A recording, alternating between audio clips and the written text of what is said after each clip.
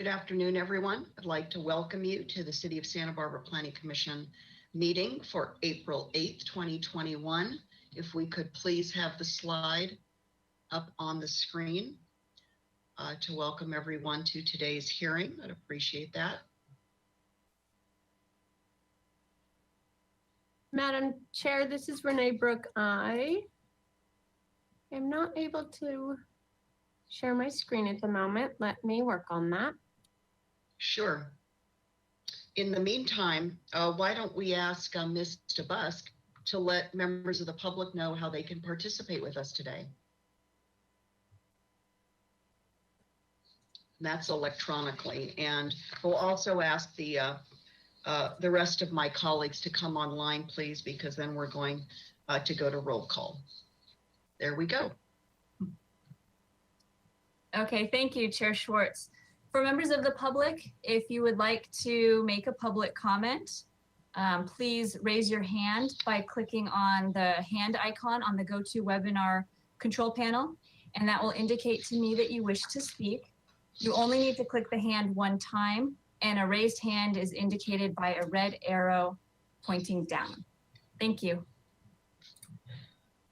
Thank you, Mr. Busk. Now we'll go to Ms. Fennessy to do a roll call for us. Thank you, Madam Chair and Commissioners. I will begin the roll call. Chair Schwartz. Here. Vice Chair Escobedo. Here. Commissioner Bonderson. Here. Commissioner Higgins.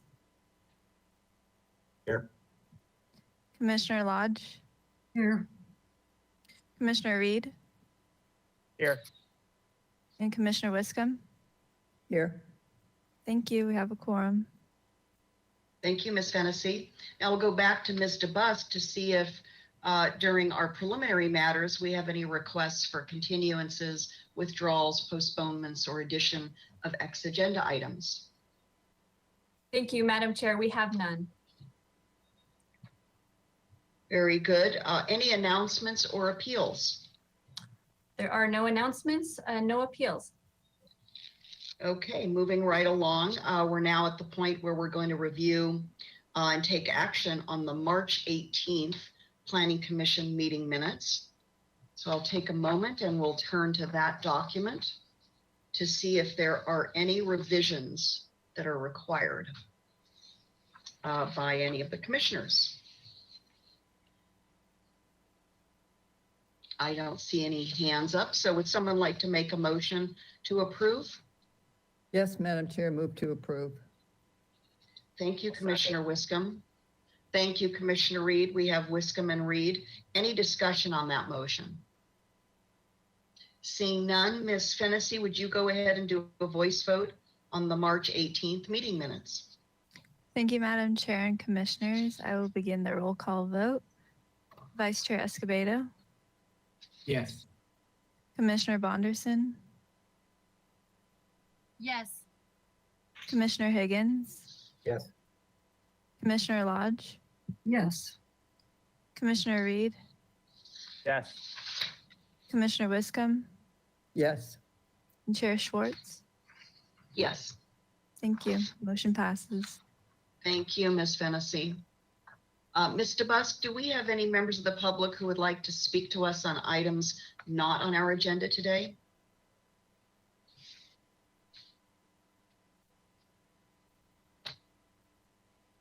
Thank you, Madam Chair. At this time, it looks like there is one person that would like to speak on general public comment. Anna Marie Gott. It looks like you are still muted. If you can unmute yourself, you will have 2 minutes to speak. Good afternoon, commissioners. It looks like I still am unmuted. We can hear you. Okay, you can. Okay, sorry about that. Good afternoon, commissioners. I just want to bring up one item, and that is the issue of public comments and written comments. If you recall, I actually appealed the Planning Commission's approval of the bicycle right-of-way project. I still don't actually have a final response from the city regarding emails that were submitted to our planning commission prior to the meeting. I also still do not have a response from the city regarding emails that were submitted to the city council. And when I mean submitted, I mean planning commission secretary or individual emails that were sent to the planning commission or city council.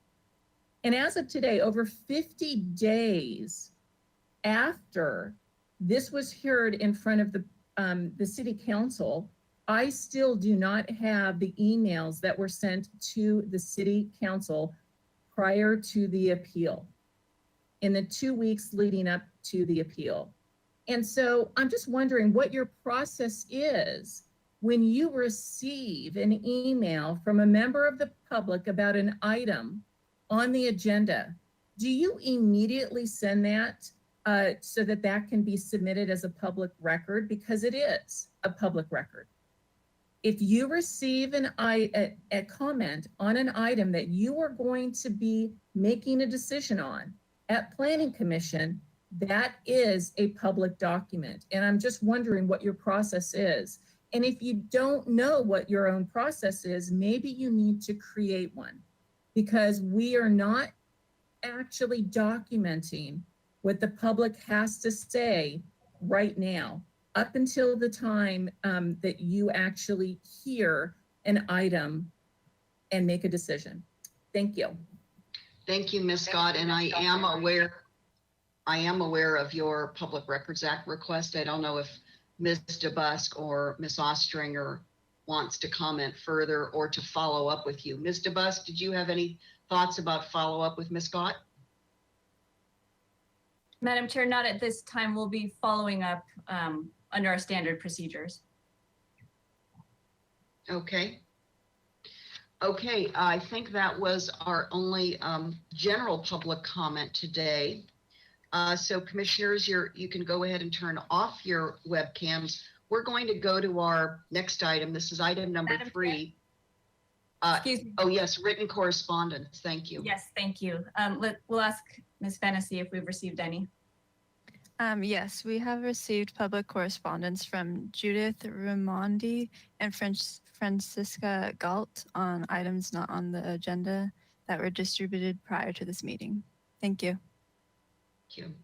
You know, Ms. DeBusk, just as a personal favor, since I do go off of our agenda, if staff could consider including a prompt in item D for general public comment or written correspondence from the public, that would be helpful.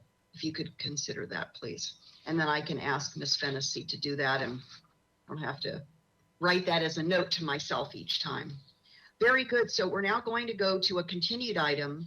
And as I read it into the record, I want to first explain the sequence that we're going to take in regard to this item. We're first going to have a staff report. And then because we had 3 commissioners representing our commission in a non-Brown Act working group, not a subcommittee, but a working group, working with staff in negotiating some municipal code changes prior to returning to us. Following the staff report, I am going to ask a representative among the 3 commissioners to please summarize for us their perspective on what came out of the meetings as a lead up to then our deliberations today. And so it'll be staff and then a member of our 3 commissioner working group.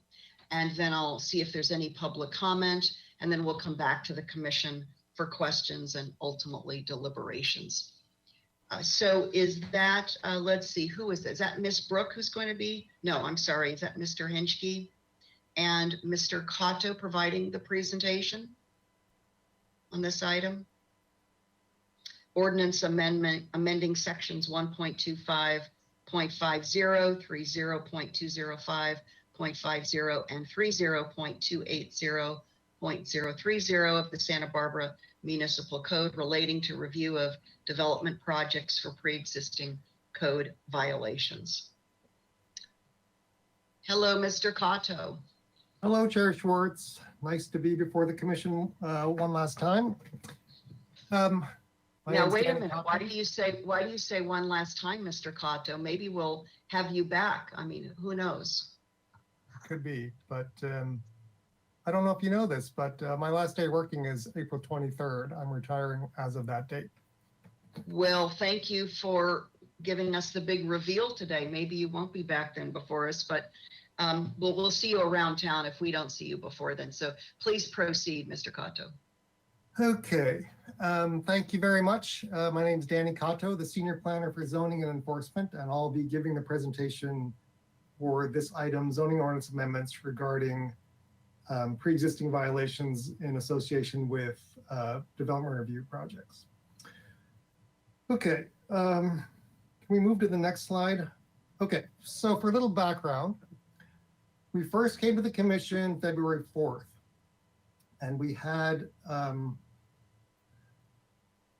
a proposal to change some of the ordinance language in several different sections of the municipal code, chapter 125, chapter 128, parts of chapter 30, in order to try to fulfill a NOVAC study recommendation to make the process a little bit better and simpler for people. And that original proposal basically, you know, it clarified what the process was for projects who come in for discretionary review, right? Review either design boards or the modifications at the staff hearing officer or the planning commission. And the idea there was basically all violations had to be shown on the plans, and then they essentially had to be incorporated into the project and then abated as part of the project. And so we had a couple hours at that hearing, maybe more than that, discussing it, and I believe 4 of the members didn't like that idea. Three, I think, did like that idea, but the motion and the action of the commission at the time was to form a subcommittee of Commissioners Bonderson, Higgins, and Reed to further discuss the matter with the staff, which we did. The subcommittee met twice, once on February 12th and once on February 26th, and at those 2 meetings, we discussed a number of different options. In fact, the second time we spent a lot of time, I wasn't clear on what the desire of the subcommittee members were. And so we spent a lot of time trying to figure that out. And we finally did, like the light went on in my head finally about what Commissioners Higgins and Reed were talking about. And but we couldn't agree. The idea that Commissioners Higgins and Reed were really pushing for, staff couldn't agree to them. And instead of spending more time at a subcommittee meeting, we decided we would package up all the options that we had discussed and then bring them back to this planning commission, the full commission, in order to let the full commission discuss the various items, the various options that we had come up with, and then make a decision on which one they want to forward to the ordinance committee and the council. Now, it could be that, well, okay, so let me just stop there with the background, and then I'll go over the 5 options that are in the staff report. So if we can go move to the next slide, please. Okay, so option 1, the original amendment language that I described before. Basically, violations have to be shown on the plans, and they become part of the project, and the decision makers add a condition of approval to ensure the abatement. So I'm not going to spend too much time on this one because we spent a lot of time on it back on February 4th. Option 2 is a slight change to the language, except that one word change from will to may. And this was discussed at the February 4th meeting as well. Essentially, instead of it being a requirement, the decision maker could decide to make it a condition of approval to ensure the abatement. Now I read this summary. It's not exactly true. That second bullet, when I wrote it the other day, isn't exactly true, right? The idea is the decision makers could decide whether the violation becomes part of the project and part of a condition of approval or not. Option 3 is a little bit more explicit. We're calling it, give a little bit more flexibility. The violations must be shown on the plans, and the applicant gets to choose whether they add the abatement of those violations to the project or not. If they do, then it becomes part of the project description, and there may or may not be a condition of approval to require that abatement. But with the applicant choosing to do that, it becomes part of the project, and it gets done through the project. Now, if the applicant doesn't choose to add the abatement to the project description, so they say, no, I don't want to do this. That's not part of my scope of work. I didn't know about this stuff and I want to do it later. That is an option for them. And so two ways, and basically two things would happen, right? One of two things. I mean, the staff and the decision makers, well, the decision makers could decide that they really want those violations to be abated with the project, even though the applicant doesn't want to, and they could add it as a condition of approval, or they could choose not to. And then the other thing, if they chose not to do that, then we would most likely make it an enforcement case, unless it was probably something really, really minor. And then the enforcement case would be created, and then it would go in the queue with all the other enforcement cases. And when that rose to the top and was enforced upon, then we would do an investigation. We would send a notice of violation to the applicants, and then they would be put on an enforcement timeline. So, and this idea is what we do now for ministerial, like building permit only projects. When we run across zoning violations that are not related to the project description, then we give them this choice. You can add it on, or we'll make an enforcement case. Option 4 was to just delete this section that we had been discussing so much, 3205-050C1, entirely, and just not have it in Title 30 and not have it be, it just wouldn't be part of, it wouldn't be known as part of the application completeness process, something that we would do. The other portions of the code, chapters 125 and 128 municipal code, would rule, but it wouldn't be explicit. And then option 5, which is to allow violations to continue, right? And in this option, if violations were discovered, we would notify the applicant and the owner, hey, you have these violations. And then the applicants could choose to add them to the project or not. And if not, then they would only be abated if the owner voluntarily came into abate or if a complaint was received. And so this option was the one that Commissioners Reed and Higgins seemed most interested in. This is the one that it took a little while for me to figure out what they were talking about. But basically, the city would never enforce on a violation that we found, except if someone complained about it, and then the owner could voluntarily come in and to abate once they know. Okay, so those are the 5 options that we discussed. Our preference, we still prefer option 1, but we could live with 2, 3, or 4, but we oppose 5. And I'm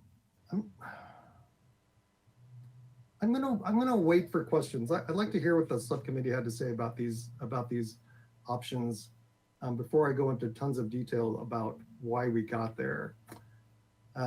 But the recommendation that are from us, the staff, to the planning commission is to forward a recommendation to the city council on amendments. There didn't seem to be any controversy on the sections 1.25.050 and 30.280.030.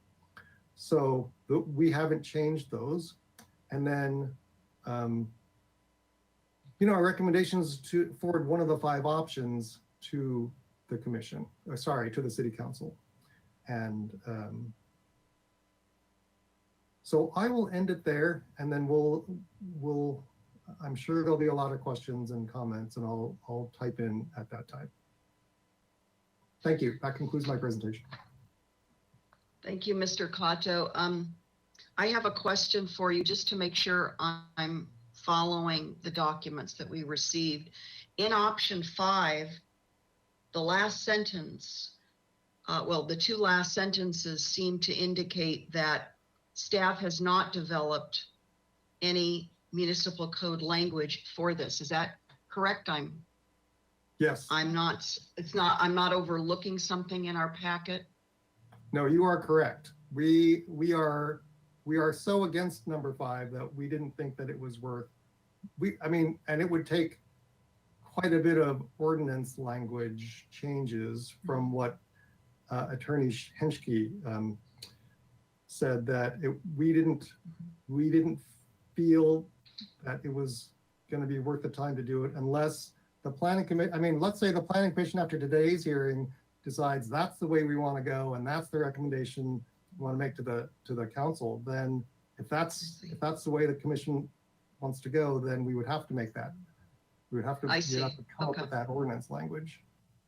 Okay, thank you for that. And should we have questions for Mr. Henschke? Is he with us today also? Assistant City Attorney, Mr. Henschke? There he is. Very good. I've been listening. I'm just being incognito, sitting in the background. I'm available. Okay, Mr. Henschke, thank you. So next we're going to go ahead, Mr. Cotto, and please, you can turn off your webcam.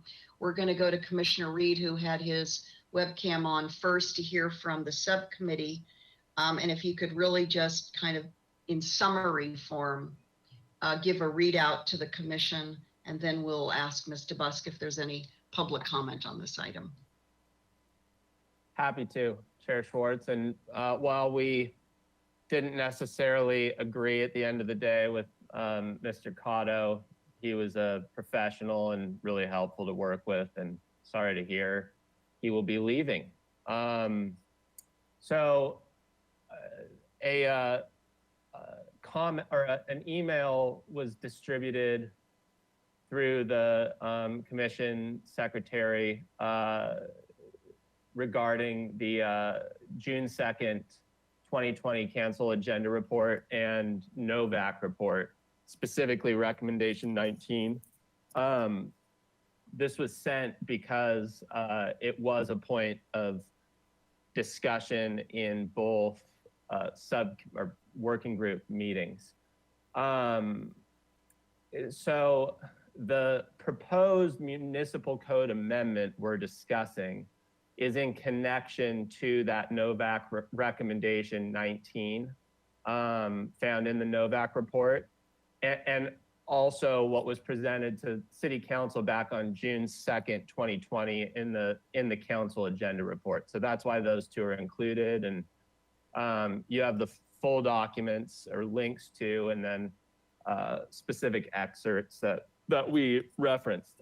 So we felt, and I from Mr. Cotto's presentation, he might be right, but I got the sense that all 3 of us, Commissioner Bonderson, Higgins, and myself, were leaning in a certain direction, but felt that the staff's recommendation to Planning Commission was not consistent with the NOVAC recommendation. And staff's recommendation is outlined in the June 2nd, 2020 council agenda report. So what we have been reviewing is an application could be deemed complete where it hasn't been the case, but still all identified pre-existing code violations on the entire property would need to be addressed as a condition of permit issuance. So this fundamentally we felt was not an adoption of the Novak recommendation. So we finally got to option 5, and I would like to clarify that option, it's not really clear in the staff report or the presentation. It's not that no code violation.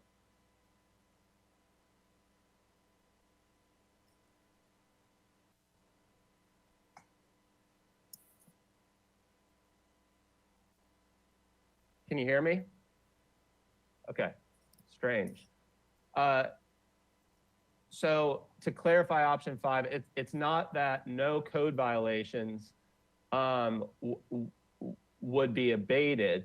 It's just that all violations could still be identified on the entire site, but only the violations within the applicant's written scope of work would be addressed as a condition of approval. So violations could be identified outside of the written scope of work, but there would not be an open enforcement case, which creates uncertainty.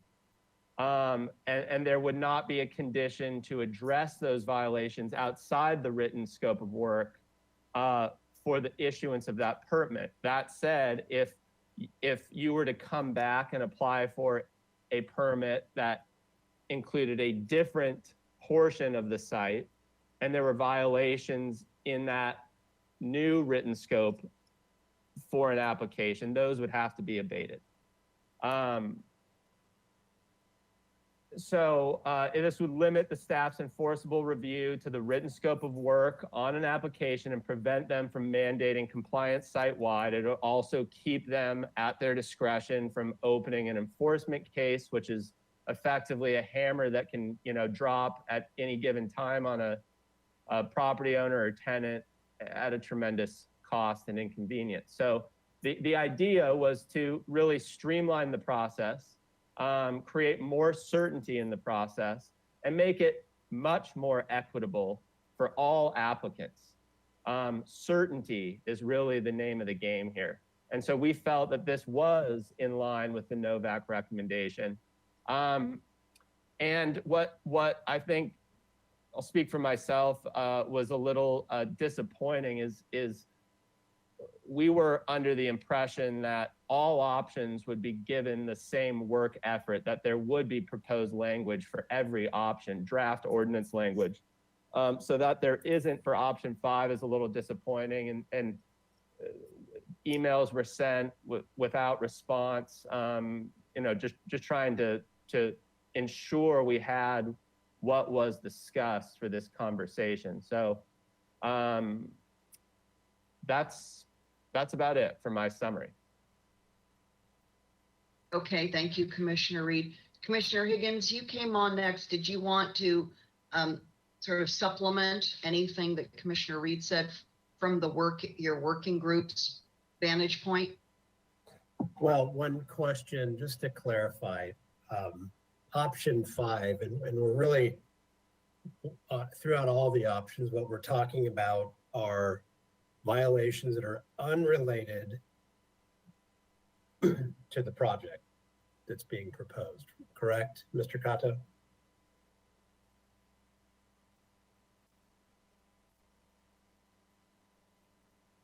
Commissioner Higgins, yeah, and I have to apologize for my presentation. I made an assumption, which I should have said out loud. For all 5 of the options, we're only talking about violations that are not associated with the scope of work. Okay. So that wasn't only for option 5, that's for all of them. So I apologize for not saying that. No, it was written differently too in one, and I think in the staff report or somewhere, but anyway, yeah, that, I think everybody understands that nonetheless. So yeah, we had 2 calls or Zoom calls, and I was on for only the first and part of the second, but I do remember that once we figured out what was being asked, there was a kind of a, the penny drop, so to speak. And we did understand from Mr. Henschke that what was being asked in terms of option 5 was legal. It's a choice. And it's clear staff is propped this up as an opportunity, a lost leverage opportunity to require compliance. And so I'll just make a comment here. The intent of the Novak report and city council direction was to do what option 5 is talking about. So we're kind of Okay. at a little crossroads or impasse here still. Okay, thank you, Commissioner Higgins. Commissioner Bonderson, anything to add to that before we see if there is a public comment for us? Absolutely. Thank you, Chair Schwartz. Yes, based on the working group that we were able to participate in, I did have a couple of notes that I wanted to add. I think we've sort of touched on them, but just to be very, very clear, one of my observations, and Commissioner Higgins just touched on it, was that I understood option 5 to be legal. Mr. Henschke actually looked it up, or maybe he knew it off the top of his head, but he did a little bit of background to make sure that it was legal. In our second meeting, he announced that it was, and that we should potentially be able to see proposed language to discuss that further and to see to what extent that idea could be developed. So I'm personally quite disappointed to see that staff took it upon themselves to make a decision that it wasn't worth their time or their effort to develop that language. I'm curious to know if staff can just make that decision on their own when there's a working group in place. Maybe there is a structure that I'm not aware of, but I would assume if we are all taking our time and working together and cooperating, that what we brainstorm together and what we decide together in a meeting would potentially be developed. And when we come back to a hearing, such as we are here today, that we would have language that we could review and assess and have the information that's appropriate for us to make a solid decision. I noticed in our public comment, the letters that were written, that the Santa Barbara Association of Realtors also made that observation, and they quite nicely stated in their letter, while the staff report states that it has 5 options for amendments to the municipal code provisions related to the review of development projects for pre-existing code violation, it really does not. And that is the conclusion I also came to prior to seeing that letter. So if we don't see that option, if we don't have language to discuss and understand that option as an option, we really only have 4 options here. And therefore, I'm very curious to know how staff intends to forward recommendations to City Council to make an educated decision when 1/5 of the proposal is missing. Thank you. Let's hold off just a little bit longer, Commissioner Bonderson. We'll certainly have robust deliberations very shortly. Thank you for that. And if you don't mind, I think I'd like to see if there are any members of the public waiting to speak to us before we then come back to the commission for questions. Mr. Henschke, did you have one quick thing before we go to public comment? Because we'll certainly have more interactions with you shortly. Certainly, Honorable Chair, members of the commission, thank you for letting me talk before the public does. I believe there may be I don't want what I said during the committee meetings to be mischaracterized. And I think it's important to understand what it means by it's legal. And I would like the opportunity prior to the commission going into greater discussion to address that issue and provide my advice more fully, because it is a complicated issue and it's nuanced. And to simply say that option 5 is legal does not tell the whole story. Okay, very good. Mr. Henschke, then I think what I'd like to do is after public comment, before we begin our questions to staff, maybe we could, you could come back on and express this, whatever you'd like to tell us, then we can begin our inquiry period. Thank you, Chair. I appreciate that. Okay, very good. Now let's go to Mr. Bus to see if any members of the public are waiting to speak to us on this item today. Thank you, Madam Chair. Yes, we do have public that would like to comment. Just quickly, I'd like to remind everyone else that if you'd like to make a public comment, please raise your hand using the hand icon on the control panel. And each public speaker will have 2 minutes to speak. I will start off the public comment, calling on Brandon Ristano. Brandon Ristano. Yes, Your can you hear mic is live. Yes, we can hear you. Thank you. Great. Thank you, Madam Chair and commissioners for hearing my comments. My wife and I are small business owners. We own 5 small businesses in downtown Santa Barbara and employ 45 local staff. We're mom and pop organization. We're investor and finance driven. We don't have a lot of money to speak to, not historically. We are strongly in support of option 5 in the Planning Commission staff report. We believe that this is important because the permitting process for new businesses needs to be streamlined. There needs to be more equity and more certainty surrounding it. Speaking as tenants in our 5 buildings, we've been impacted by the existing current municipal code and have cost my wife and I several hundreds of thousands of dollars, which obviously was an incredible inconvenience and not something that we could have afforded at the time. And roughly these 5 projects have, we've had to budget another 20 to 30% of overall budget due to this scope creep, if you will.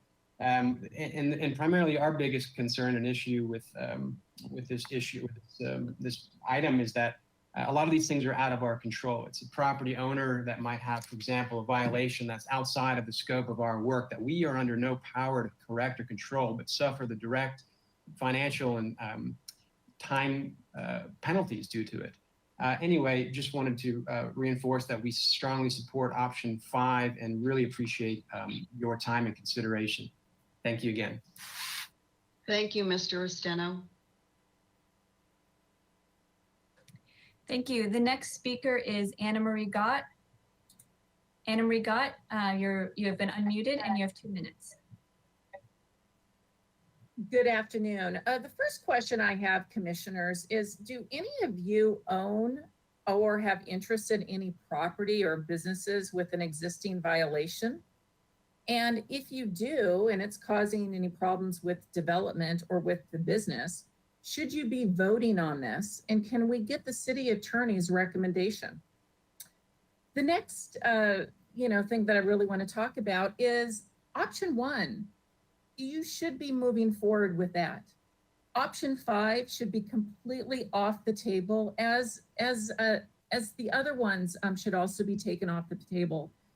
People need to identify the violations. They must be abated, and we should open up enforcement cases if we do not have those violations abated.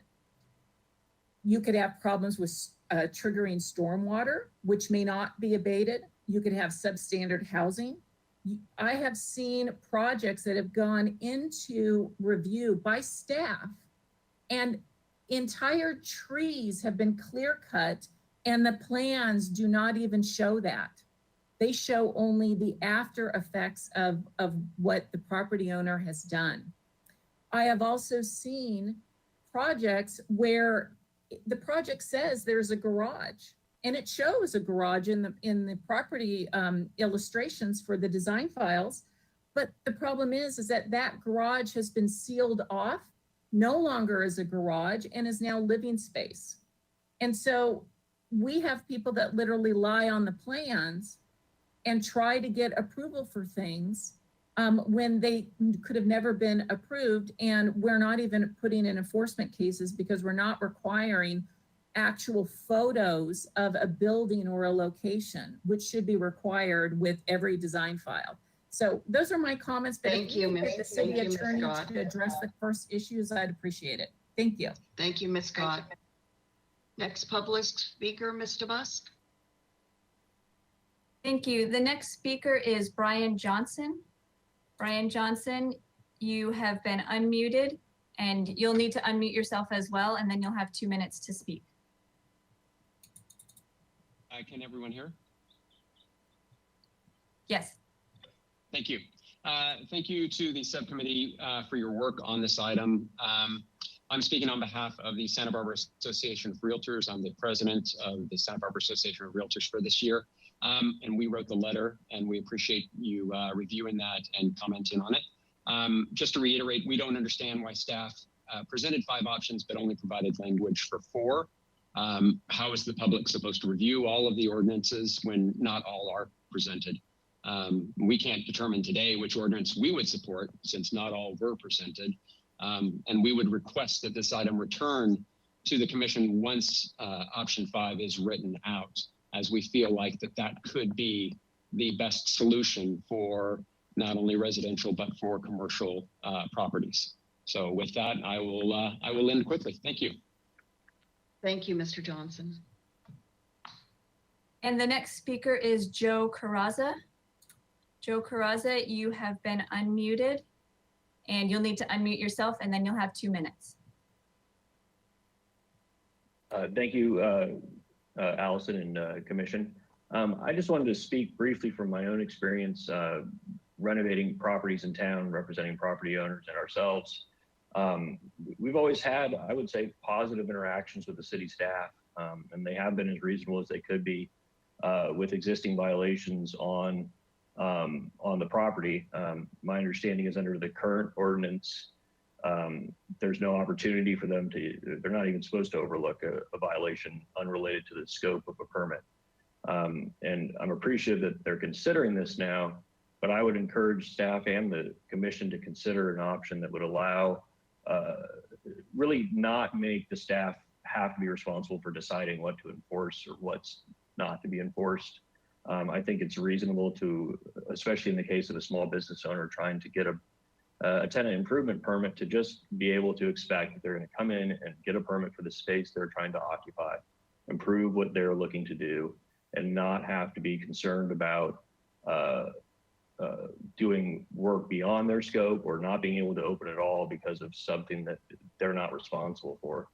I also think the staff shouldn't be responsible for dropping that hammer on a tenant coming in and trying to open their business. It should just be taken out of their hands. They can identify whatever might be out there and tell the owner, work out with the owner when it should be dealt with. I think at this time when businesses are having so much trouble, this would be an effective and easy way to help them open up and be successful. Thank you for your time. Thank you, Mr. Carrazza. Our next speaker is Trey Pinner. Trey Pinner, you can unmute yourself and you'll have 2 minutes to speak. Thank you. Good afternoon, Madam Commissioner and members of the Commission. Thank you for the opportunity to speak to you today on this item. I too am very interested in seeing the process on option number 5 to be fully vetted and understand that option fully. My role, I'm involved in commercial real estate throughout the city of Santa Barbara. And I do feel that this ability to have the violations, if there are on a property, focused to the area of the permit or the item that is being addressed in a proposal be limited is really the goal of the NOVAC report's recommendations. I think the NOVAC report came because of so many of the difficulties that Santa Barbara faces in trying to do some of these activities. And as some of these folks have spoke about being tenant improvements, I've seen tenant improvement applications for a permit take up to a year for a space that may be 1,000 square feet because of some other issue at the property. And I do understand the goal is to try to make properties compliant and violation free. And I I'm not against that concept, but I certainly am hopeful that we can find a process that makes obtaining a permit to do work on a property more streamlined, more user-friendly. And I believe at the end of the day, we probably have a lot of work in Santa Barbara that is done without a permit because everyone is so afraid to come in because of this scope creep idea. And I actually think you'll probably find better compliance with this option 5 than you do under the current situation that we have now. So I appreciate you following up on this option. Thank you. Thank you, Mr. Pinner. Thank you. And that looks like that was our last public speaker. I will ask Ms. Fennessy if we've received any written correspondence on this item. Madam Chair and Commissioners, we have received public correspondence on this item from the Santa Barbara Association of Realtors and Barrett Reed, and was distributed prior to this meeting. Thank you. Thank you, Ms. Fennessy. I'd like to ask Mr. Henschke to come back, as I promised, to speak to us briefly before we go to questions from the commission. Mr. Henschke? Thank you, Honorable Chair, members of the commission. I'd like to address a couple of things. One is the issue of, is option 5 legal? Well, the general answer to that is yes, because you have the ability to basically not have zoning at all. And that's a legal option. And that is somewhat of the effect of option 5 as described by Commissioner Barrett and by Commissioner Higgins. And the reason I say that is because enforcement becomes purely optional. Under the description that was being discussed, an enforcement case could not be started. The enforcement resources could not be spent unless the applicant at a later time, or somebody else, the owner of a tenant landlord situation, someone else came in later and voluntarily chose to correct the violation. So because we have very clear separation of the city prosecutor has independent authority to enforce the municipal code.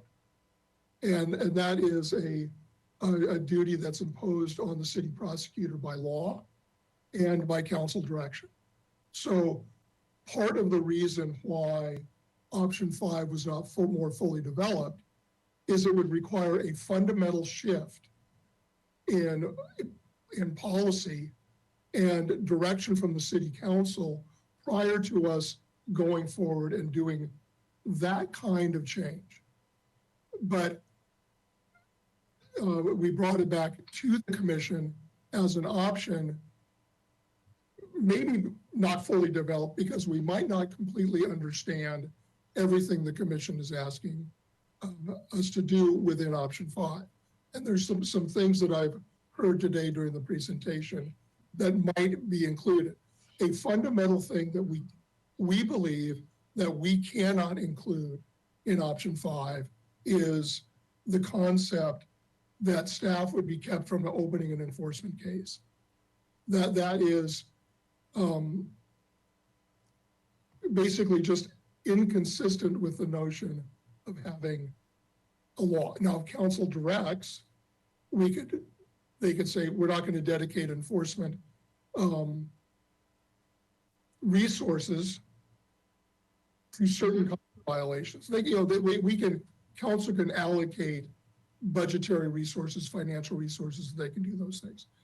But that was part of the difficulty of us putting it into language that you can see, because we don't know what that language should be. And so we didn't want to draft in the abstract.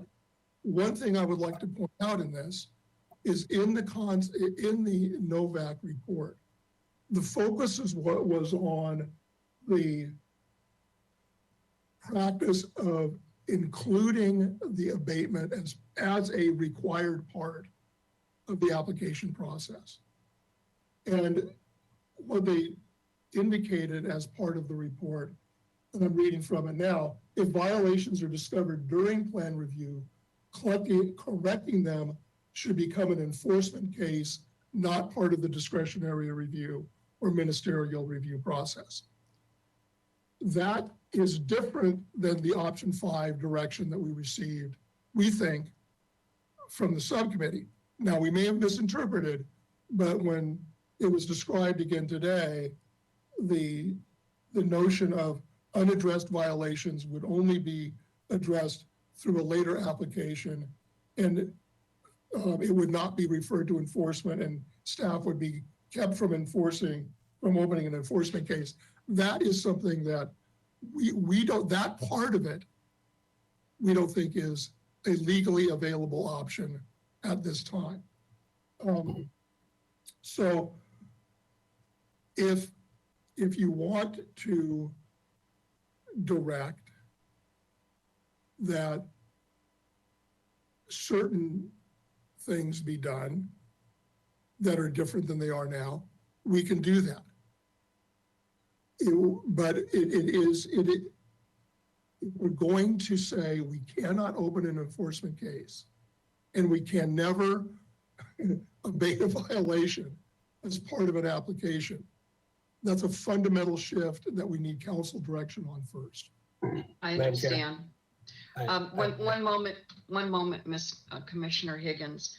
I just want to ask you, Mr. Henschke, kind of I'll take liberties as the chair. Would you agree that there's a very broad spectrum of legal authority for cities, whether it's chartered or otherwise, to deal with the built environment, building violations? It's all the way from relaxed and cooperative with the community, all the way up to we could triple our city attorney budget and have full-time, round-the-clock enforcement. And what would that get us in terms of our relationship with the community? So I think you would agree with me, but I'd like to hear from you that it's all the way from 0 to 120, so to speak. And the questions that I'm going to ask you, and I hope some of my colleagues will, is what's reasonable and appropriate? Because it's not just words on a page. It's not just de facto violations. It's also relationship with community. So I'm looking forward to that discussion.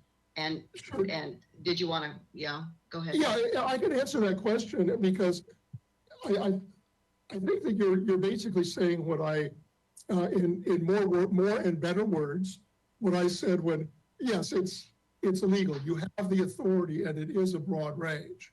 And so we have the ability to have no zoning and to have different kinds and theories of enforcement. That's totally a discretion. What is reasonable, I will leave to your better judgment. Yeah, okay, very good. I can tell you what's legal, you can tell me what's reasonable. Okay, and I think it's fair to say, because I want to make sure that nothing that's said today is misunderstood by the public. I'm not hearing any recommendation that would propose that we have no enforcement in our city of building violations. So I just want to make sure that we're not kind of veering off into the dramatic or inflammatory or anything like that. I want us to stay very level-headed. And so back to you, Commissioner Higgins. I see you have your webcam on first. Are you beginning questions? Can we move right into that at this point? I guess it's a question, but actually not really. I take exception to what Mr. Henschke, how he characterized this. Two things. One, you're characterizing option 5 as having no zoning. That is far from reality. Second thing is you characterized it as we wouldn't have a way. Option 5 would eliminate the city's ability to conduct enforcement. And that's not what option 5 says. It says except on a complaint basis. So we're trying to figure out a way to balance what has been characterized in the Novak report as somewhere between permits becoming bogged down and a full-on assault of an applicant for things that are completely unrelated or out of scope, that don't have to be part of a permit. We're trying to level this culture and make it more like a permit process and not a negotiation or a transaction where there's leverage. And there's a place for that in the permit process. We're just trying to explore whether or not it needs to be in all aspects of the permit process. And in particular, this part where there's an unrelated discovery by staff. I like what one of the speakers said, which was, we can unburden staff with this full-on due diligence as well. It's not really about the applicant getting scot-free. It's freeing up staff too to permit what is applied for. So I don't know. I thought that was a little disingenuous, quite frankly, Madam Chair. And I don't know. I don't think I need Mr. Henschke to respond to my comments, but I just wanted to get that out there because I think that's where you're sort of headed to. It's not that dramatic. Commissioner Higgins, I would like to move into question period. Do you have, since you're on deck now, would you like to ask any questions so we can start to move this portion of the item forward? Are you ready to do questions, or would you like to hang back? My question is, why don't we have option 5 fully vetted? It sounds to me like this is a classic case of if you have children, you're going to listen to mom or dad, not mom and dad. And it seems like we're not going to do this unless we have city council direction. Well, I thought the city council gave direction. The Novak report gave direction. Planning commission gave direction. The subcommittee gave direction, but we're still not there. I didn't realize that was the staff labor involved in fulfilling the obligation or the request. So maybe that would be my question for staff is, what is the extra time that would be allotted to this exercise? Thank you, Madam Chair. Okay, let's have staff come on and answer that to the best of their anticipated ability in terms of fulfilling option 5 with some concrete language. Do we have either Mr. Cato and or Mr. Henschke? Could you respond to Commissioner Higgins, please? Sure. I apologize if Mr. Higgins thought that I was suggesting no zoning. The point I was trying to make is that the failure or elimination of the ability to do enforcement is something that's a fundamental policy change. That's all I was trying to suggest. I also did indicate that we could make nuanced approaches to corrections of violations and referrals. A way to accomplish that would simply be to adopt option, I believe it is number 4, which just takes that whole section out of the code and removes it from the application process. That would be a way to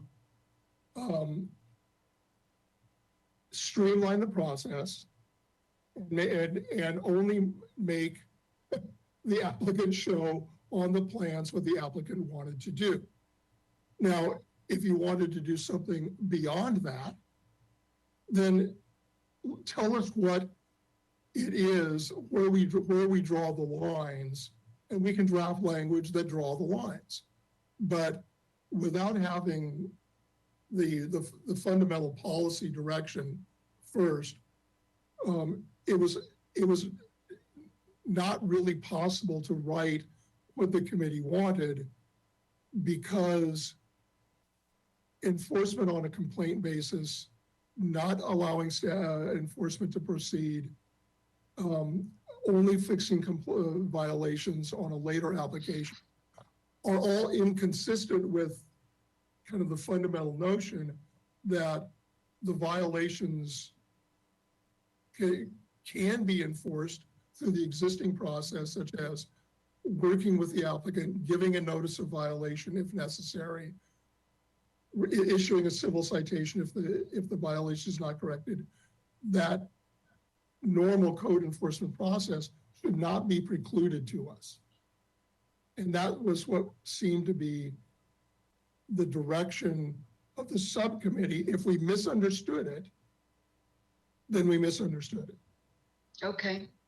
And while this is timely, so I want to ask kind of apologies to my colleagues before I go to Commissioner Reed, I think who's next. Mr. Henschke, I'm confused about something in terms of process. Was it your assumption that the working group, and again, it was not a Brown Act subcommittee, it was a non-Brown Act working group, as I understand it. So did the working group not complete its work, and is that why this is an open issue?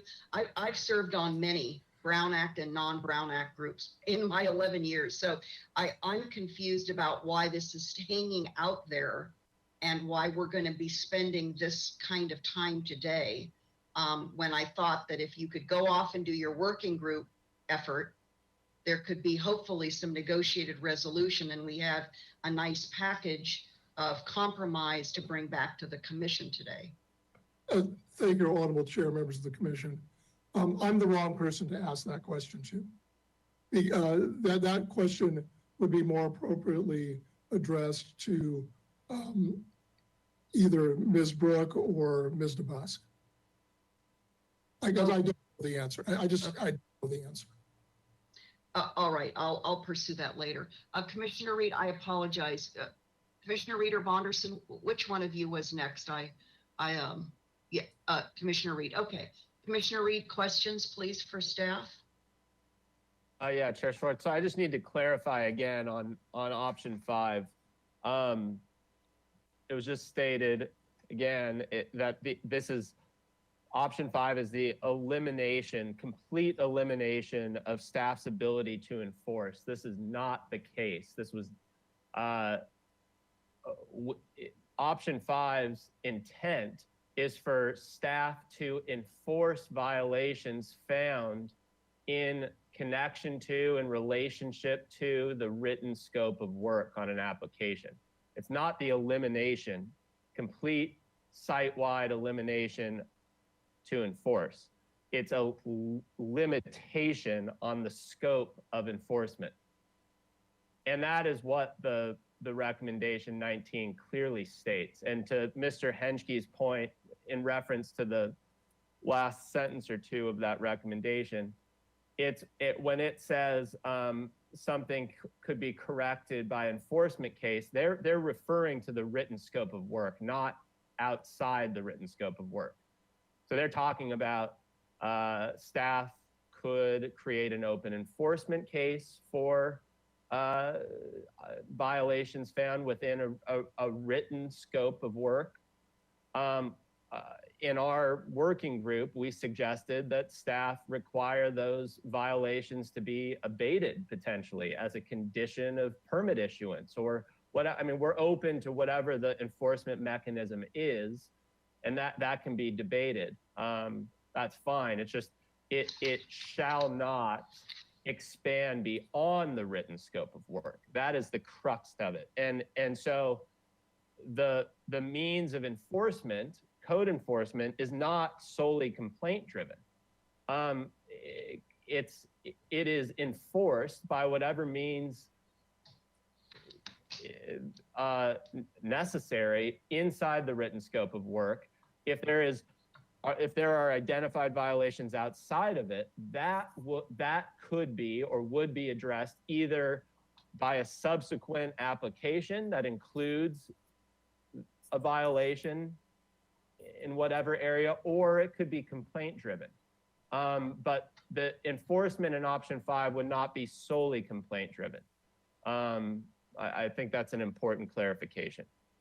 Okay, and Commissioner Reed, I do want to move into a full inquiry. So do you have questions of staff at this time? I don't. Okay, thank you. Commissioner Bonderson, questions of staff at this time?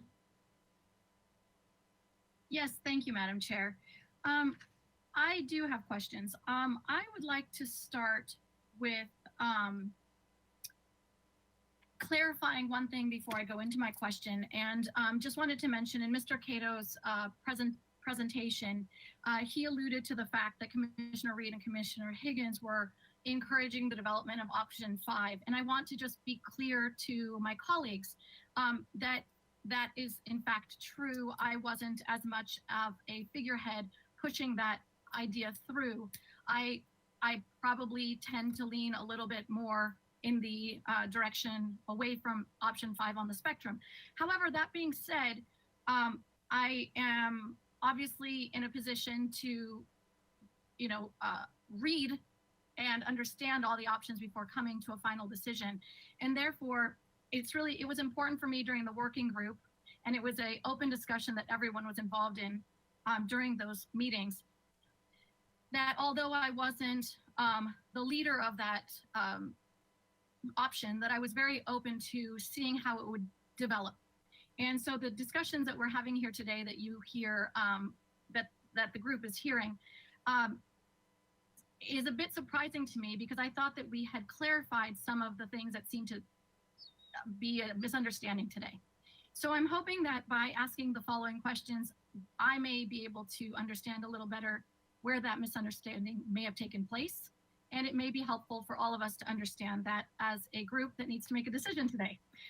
So with that in mind, I just want to ask, first and foremost, Mr. Henschke, I'm trying to be understanding and follow you today. So if you'd like to come back on, my question is directed at you.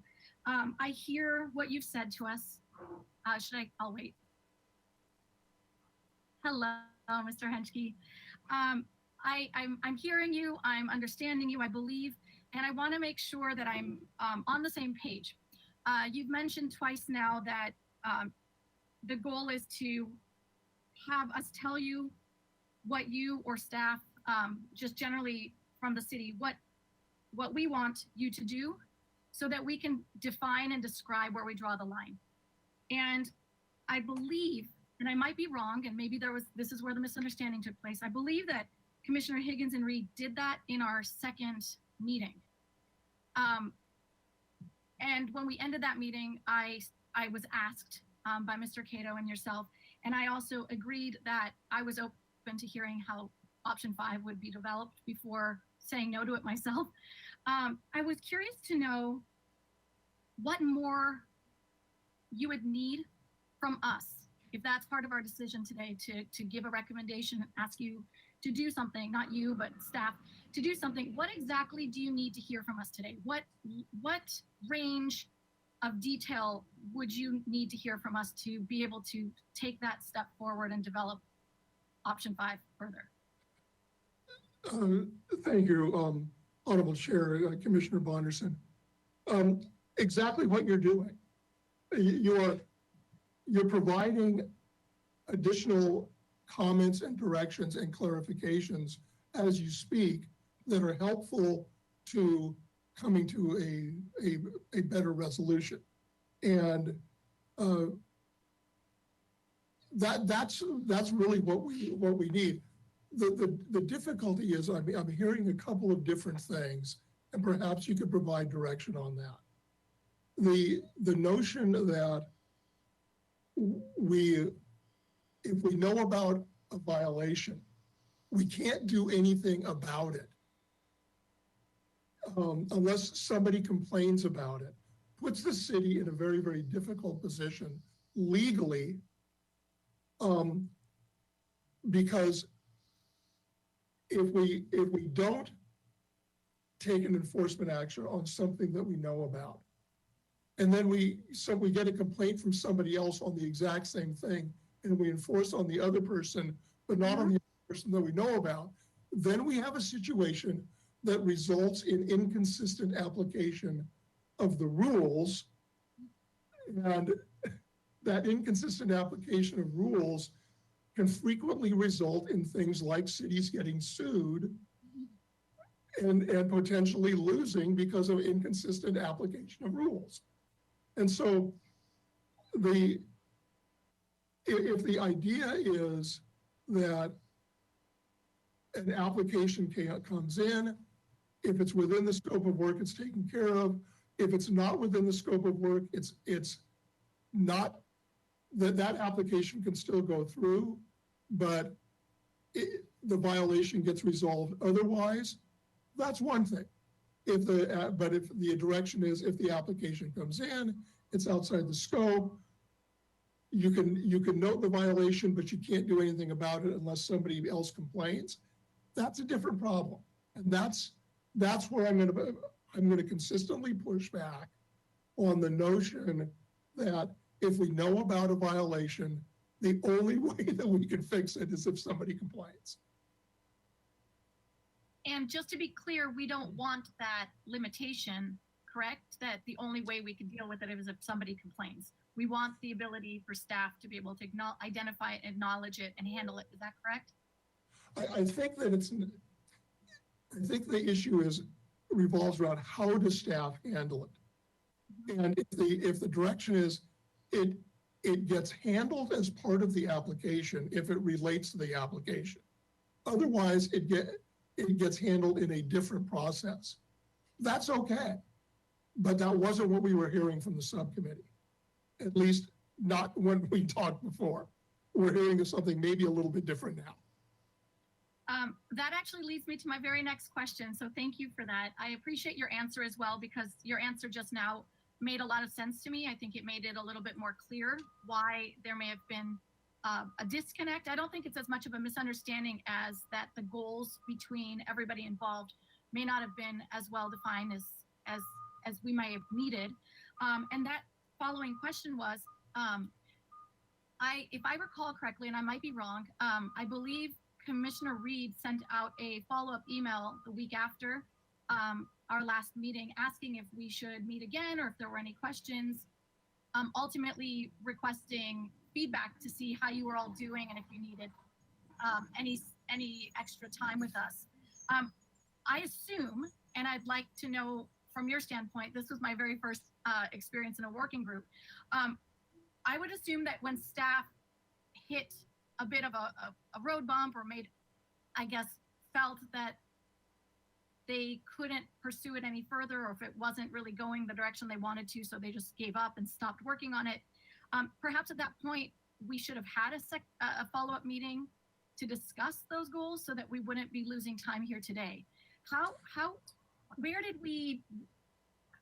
What is the expected process here? How did we get here? I would have to bounce that question back to either Ms. DeBusk or Ms. Brooks or Mr. Cotto. I'm sorry, but I can't answer that question. I wish I could, but I can't. Commissioner Bonderson, what I'd like to do, so I apologize if I'm going to be somewhat directional here. Sure. I'd like to direct us forward and not back to the working group meetings. I think the recap was helpful, but I think now we have documents in front of us and we can decide among the 7 of us how to proceed once we have our questions answered and we deliberate among ourselves. So I don't know if you have any more questions, but I kind of like us to keep looking forward in processing the information we have before us today. Very good. I do have another question, but I prefer to wait if that's okay. Maybe it'll come out in another way. If not, I'll come back. Thank you. Sure. Commissioner Wiscombe, please. Thank you, Madam Chair. I'm just going to start by saying this has been a total discussion amongst 4 commissioners of option 5 with not even considering any of the other options. And I think that's a shame. I'd like to go back to recommendation 19 that Commissioner Reed cited to develop option 5. If we could put that back up. And it would be the first paragraph. Thank you very much. First paragraph in recommendation 19, please. Great, thank you.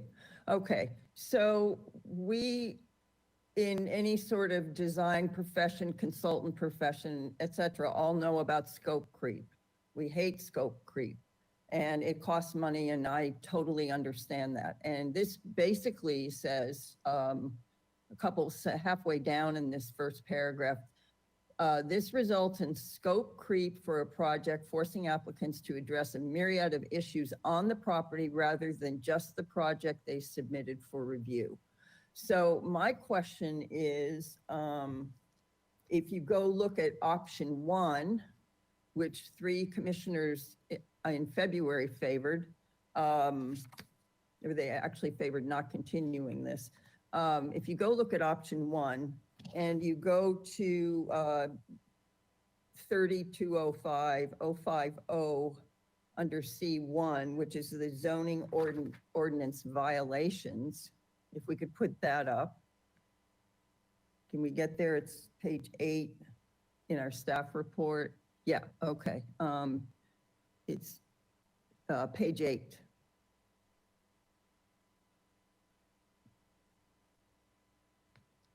C1. Yeah, here you go. Okay, that's great. Thank you very much for that. Ms. Brooke, you're doing a great job.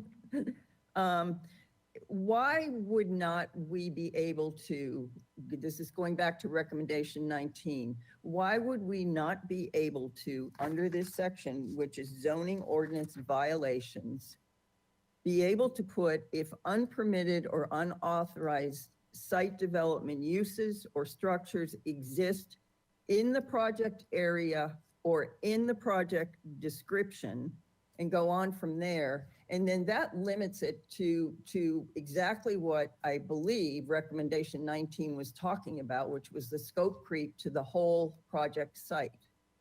And I would find that acceptable language to keep it within the project area, and we identify the violations.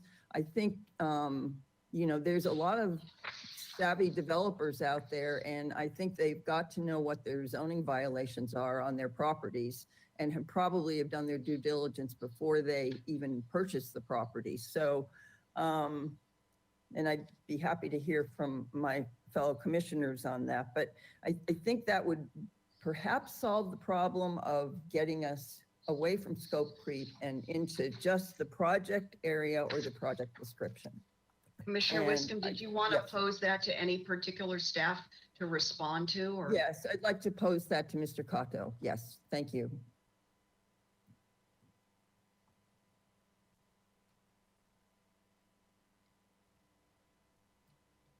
Hi, Commissioner Wiscombe, Chair Schwartz. So what you're proposing is what we tried to do in option 3, actually.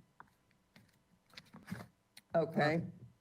For option 1, we just didn't change the language that was proposed earlier.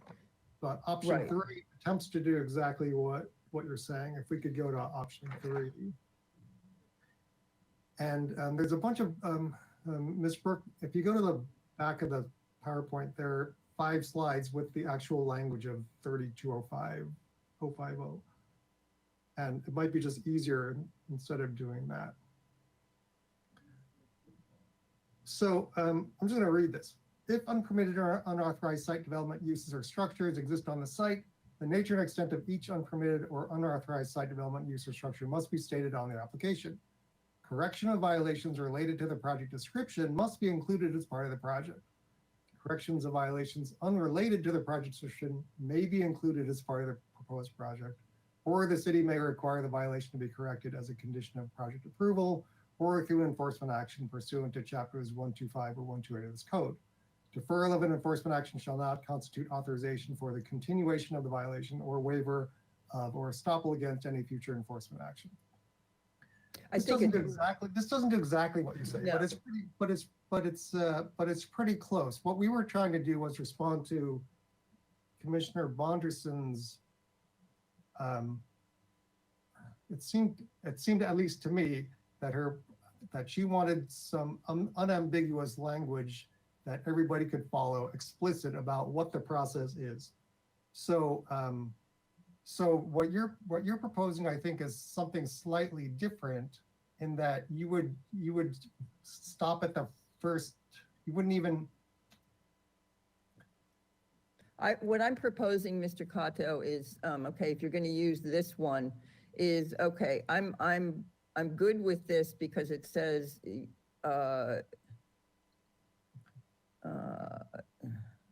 correction of violations related to the project description must be included as part of this project.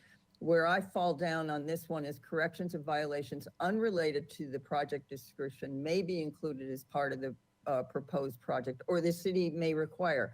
I think that's where you get that scope creep. So I would stop with correction of violations unrelated to the project description may be included as part of the proposed project at the discretion of the applicant. Okay, And I get it. just take the city out of the scope creep, which is what is happening, and that's I think was the main objection under recommendation 19. All right, I get it. I could, so I wouldn't want to delete the part about through an enforcement action pursuant to 125 or 128.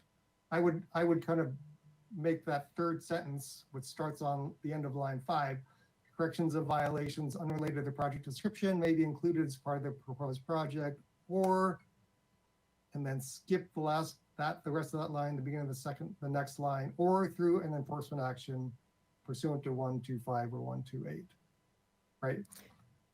But are you saying then that that staff will open enforcement cases on all that to me might read that you're opening enforcement cases on all code violations outside of the project description? Well, that's what it would say, but I think, as I hear you talk about it more, I think you're just leaving it ambiguous. If we just left it. I am.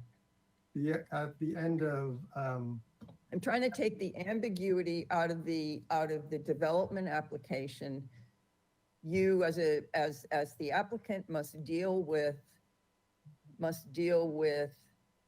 the code violations specific to your project description and show abatement of them, and then none of this, and others could be corrected at, maybe an applicant wants to correct another one at the same time. Sure. Yeah, That's possible. But then opening enforcement cases on other violations that aren't related to the project application or the development application, I think is project description. It's a little too, it's a little too enforcement for me. Yeah, I get what you're saying, Commissioner Wiscombe. Like I said, I was trying to respond to Commissioner Bonderson's desire to have something explicit about what is the process for those that are unrelated. And just took it out, then it's ambiguous. You have to go read 125 and 128. It's not really that specific about what happens. Right.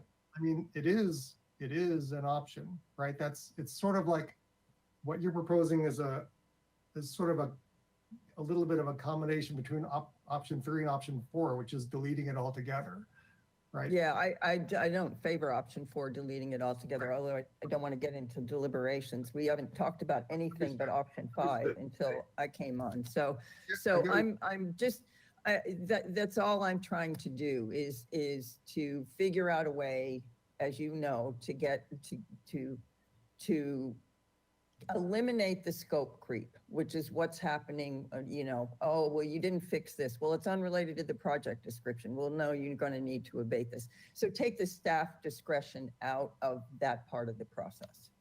I understand what you're saying. Thank you. And do you think that's possible to do? I'm going to leave that from a legal perspective. I think from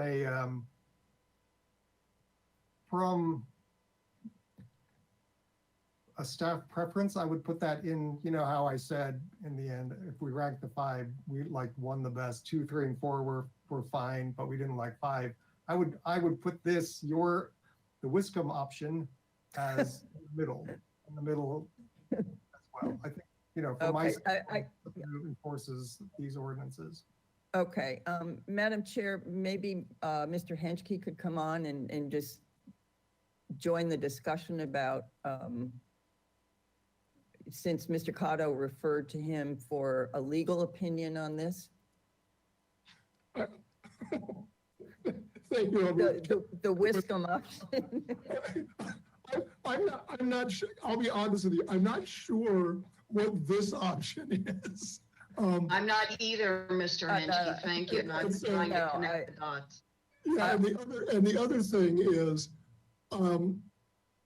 I find it very difficult as a lawyer to write code language that will be intended to be permanent until changed during the meeting. I mean, it's, you know, sometimes you want to have time to think about how the parts fit together. So what I would ask the chair and the commissioners to do is to talk through the concepts, maybe suggest some language, but don't direct language. If you settle on a position, then we can repeat that position and then draft around that. The one thing I want to be, I'm very concerned about is leaving the idea of enforcement to the violator. And I don't want to,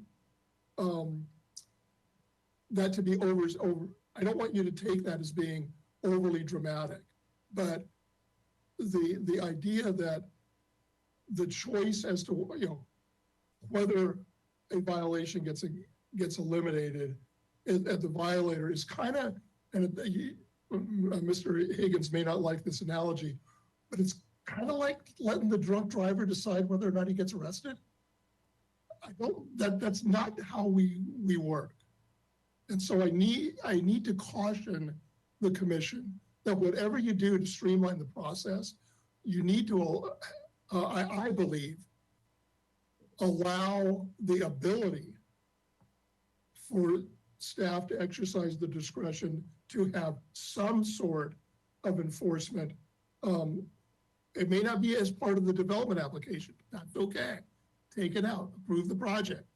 But know that if the project gets approved, you still got this other thing you're going to have to take care of sometime. And you don't get to decide not to.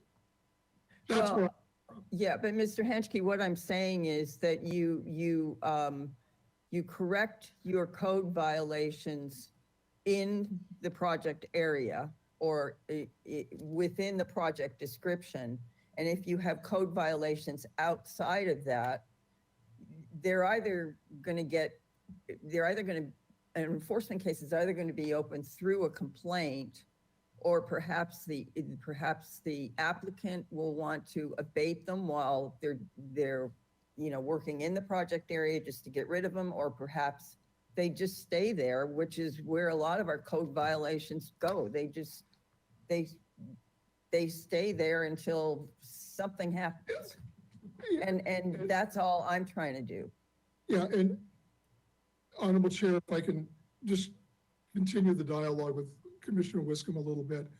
It's the they just stay there. It's one of the reasons that you'll notice in the option 3 language we had, if we defer an enforcement action, it doesn't constitute authorization for the continuation of the violation or a waiver or estoppel against future enforcement. The reason we say that is because we do know that there's a lot of violations out there, and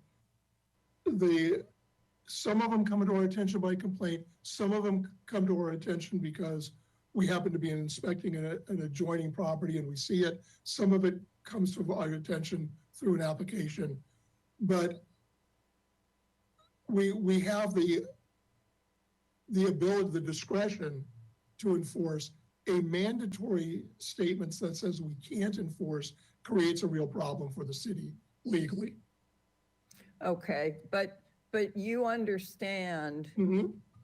in recommendation 19, this idea of scope creep, and that's why we're sitting here today trying to resolve this, is that very scope creep issue. So I guess from a legal standpoint, based on my questions to you and to Mr. Cotto, I would like some language that and not necessarily at this meeting, but if my fellow commissioners agree, that really abate the violations in the project area, or in project description, as part of the development application approval, and then maybe the rest get deferred, just like you said. And I don't know how we do that, but that's the direction that I'm going, because I would like to see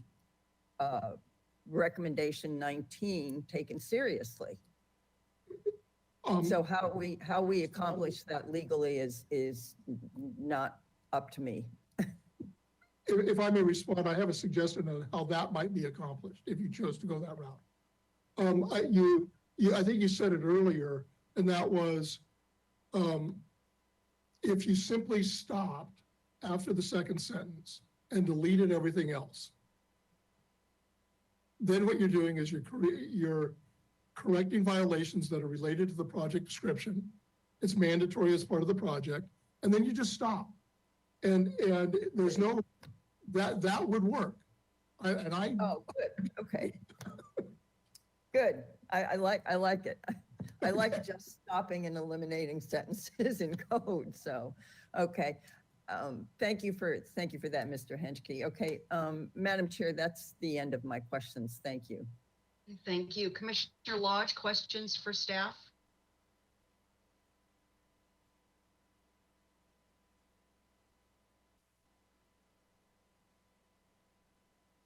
Sorry, I had to leave the meeting briefly, but I was going, I like the direction that Commissioner Wiscombe was going. And after I came back, this last discussion about stopping after the first two sentences, that works for me. But the people that were on the work group, Commissioners Bonderson, Higgins, and Reed are all in the business of either helping people get development projects through or of doing development. And Commissioner Chair Schwartz is also in that business. So, but I'm not, so I use the word violations. I'm not sure what does that mean? Their cities adopted. It means unpermitted conditions on a property. Let's use a different phrase. Unpermitted conditions on a property. That's what that means. What I want to know, but I'd like staff, either Mr. Cotto or Mr. Henschke, tell me specific examples of what this are. These building code violations? Are they zoning violations? Do they involve public health and safety? What are the violations that are part that we're considering? Mr. Cotto, would you like to rejoin us to respond to Commissioner Lodge's question? Yes, hi, Commissioner Lodge. Thank you for that question. We're talking about both. We're talking about, how do I say this? My interest primarily in zoning violations, but this does apply to building code violations as well, unpermitted work, let's say, things that needed building permit that didn't get it. It could be SWMP related, stormwater management plan related, where someone was supposed to put in some best management practices, some stuff to mitigate, but they didn't. Right? It could be a number of different items all over the city's interests. Okay, so there could be unpermitted electrical work that might not be safe, or plumbing, and also that is not safe because it's not up to code. Yes, it could be that as well. I mean, it's a broad range of violations which would be covered by this. And zoning violations, give me an example of what that might be. They range from like illegal home businesses to overheight hedges to, it could be an addition that needed a review by the Historic Landmarks Commission. It could be those types of things. Any violation of the zoning ordinance basically is a zoning violation. Okay, thank you. Now I have a better idea of what we're dealing with. And I do think there has to be some step forward. I agree with that. Project creep is something that should be addressed, but also violations need to be addressed. Thank you. Thank you, Commissioner Lodge. I want to pause for a moment before we go to Vice Chair Escobedo, and anybody else who'd like to turn their camera on for inquiry, please feel free. I think we've done a really good job over the years of respectful, supportive communication among commissioners. And I know that this subject can really elevate excitement, even tension. And I just want to encourage all of us to not reference one another. It really can start to veer off into a characterization of one or another's colleagues, whether intended or not. And it's my solemn vow that we really stay above that. And whether or not we agree with one another, we're going to interact with decorum and respect. So I just want to ask us to redouble our commitment to that as we tackle this and other very difficult policy items. Vice Chair Escobedo, please, questions for staff? Thank you, Madam Chair. I think this question is for Mr. Cotto, so I'll wait until he gets on.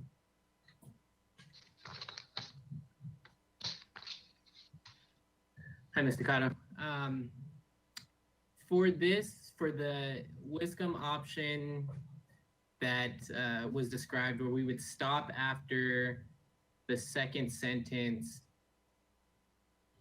would that still give staff the ability to open up an enforcement case for violations outside of the project area? Vice Chair Escobedo and Chair Schwartz, yes, I believe it does. And we should probably get Mr. Henschke in to double check, but I believe it does. Okay, I'll wait for Mr. Henschke to confirm. Confirmed. Thanks. Okay, so for the purposes of understanding what the burden of an enforcement case is, for someone who does not practice this or get to engage with enforcement cases often, can you explain what that looks like? And for the city, how you prioritize enforcement cases? I imagine that if there's a severe health and safety, that probably goes to the top of the list, but how you prioritize after that, if it's chronological or, yeah. Vice Chair Escobedo,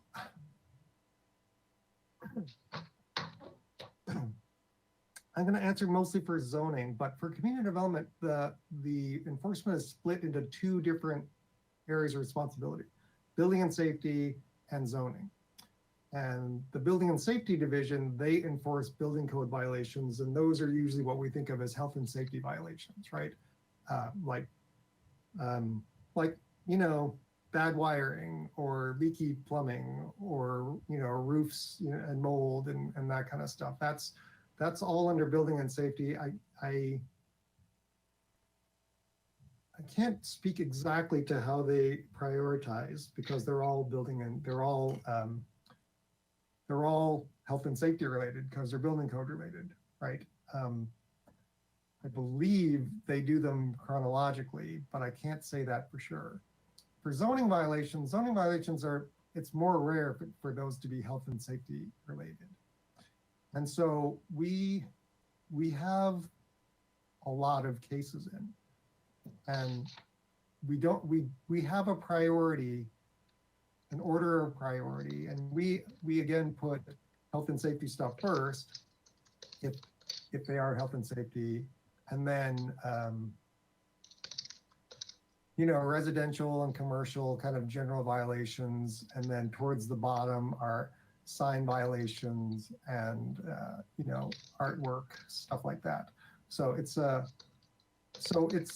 we do prioritize them, and the way it works is we have about maybe 1.5 or 2 full-time equivalents doing enforcement, and we have a priority list that constantly rearranges whatever comes in based on the priority of that complaint. And when they take a case, they just take it off the top of the list, and then they go and investigate, right? They'll go out and do a site visit. If they can see what that violation is from the street, then they'll take some pictures and they'll send a letter that's called a notice of violation. And it informs the property owner and the tenant as well that there are these conditions for zoning that are violations, and then we give them what we consider to be a reasonable timeline to abate those violations. And sometimes, if it's something simple, it could be something that could be done in a couple of weeks. But if it's something, for example, that let's say it was an unpermitted addition onto their house that encroaches into a setback, that could take many, many moons to go through our process to legalize. Right. So we give them, as long as they're showing due diligence, we give them time extensions so that they can go through our process to get it legalized, or try to get it legalized. And then, if they don't respond or they don't do what they promised to do, then we have a couple of different options. One is the administrative citation program, where we issue monetary fines. And another option is, well, there's actually 2 more options, but the options that we're using right now is a criminal, taking a criminal court filing. I don't know exactly what the word is. Civil, we could also take them to civil court to try to enforce. So that's, that's the way it works in the zoning world. And so just so that I understand this correctly, if we're talking about minor zoning infractions, and we'll stick to zoning for now, that's not going to go to the top of the priority list, meaning that the burden of an enforcement case, the applicant would have some time, a reasonable amount of time, to address said violation. Vice Chair Escobedo, yeah, I would say throughout the time that I've been the supervisor of the zoning and enforcement section, there's been a backlog almost always, and so it does. And minor zoning things would be at the bottom of the list, and it would take a while to come to the top. There would be, in my opinion, plenty of time for a motivated property owner to take care of those before it became an enforcement case. But to Commissioner Reed's point, it isn't fully and purely on the property owner or applicant's timeline. At some point, it's going to come to the top, and then, they would have to deal with, an enforcement case and deal with then. But to your point, it's not immediate, most likely. And let's say you have a property owner and you have a tenant in this situation. The tenant applies for a tenant improvement permit. Does the responsibility of that violation fall on the tenant or the property owner? Does it depend? Let's see.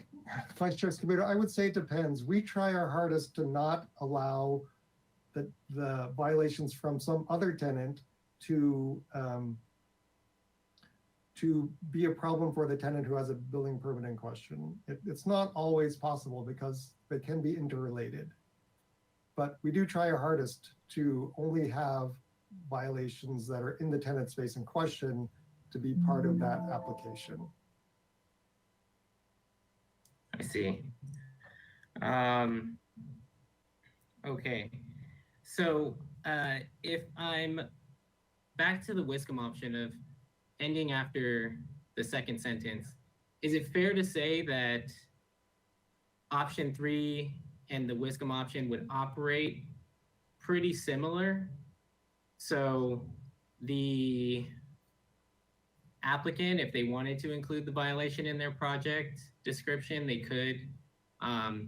But if they don't, the city might open up an enforcement case in the future. Is that a fair interpretation? Yes, yes. I think option 3 with the Wiscom option 3 would leave our hand. I wouldn't tie our hands the same way that option 5 would. I see. 1 second, let me look through my notes. And then just, this might seem like a silly question, but again, as someone who doesn't practice in this area, if a property had a permitted improvement or the site was modified in some way, it was approved in the past, when a project or a permit application is applied now, are we applying contemporary standards and zoning regulations and ordinances to those previously permitted changes? Thus, and I ask because if the standards were different, are we asking, are we interpreting that as a violation now against contemporary standards? Does that make sense? Vice Chair Escobedo, it makes absolute sense. And the answer is no. No, we don't. If something got permitted in the past based on the rules that were in place at the past, then it's legal. We don't get to go back and apply new rules to the old thing if nothing's changing there, right? That concept is called non-conforming in our city. It was legal at the time it was built. The rules have changed, but it gets to continue on. And the city of Santa Barbara is very, very, very liberal in what is allowed to happen with non-conforming properties. The standard, the industry standard really is for the idea is for non-conforming stuff to go away over time. But in our city, all the really cool stuff is non-conforming and we want it to stay. So we made a change back in 1996 to very much loosen up the rules on non-conforming property and non-conforming improvements. Thank you for that. Let me see.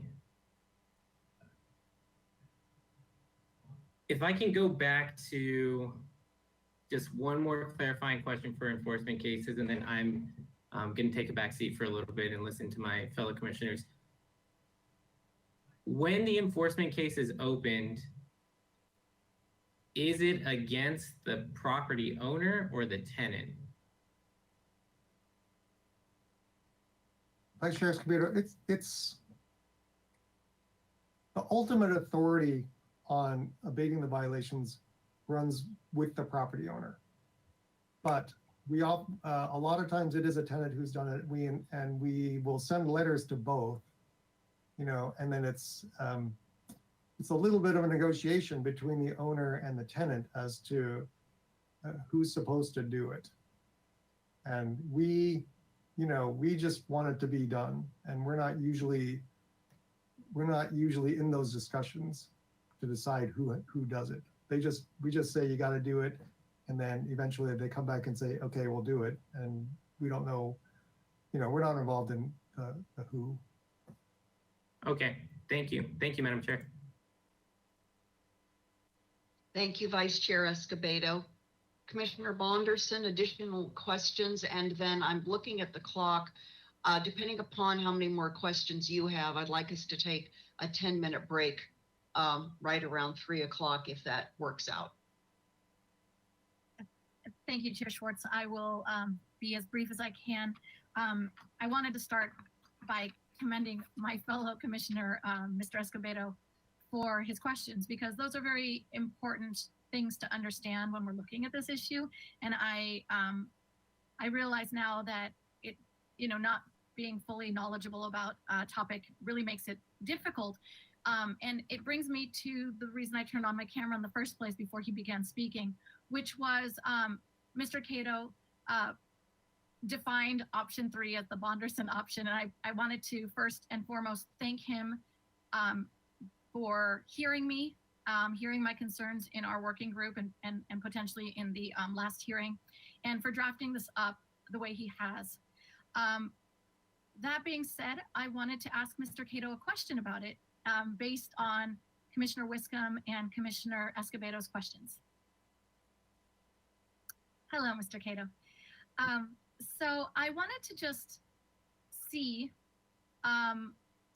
based on what you understood me saying, and I believe you understood me quite well, I was trying to find a middle ground somewhere between option 1 and option 5, fairly defined as option 3, where we can make the information as clear and as transparent and provide direction to the public, whether they are practitioners or owners, so that they understand exactly what they must do.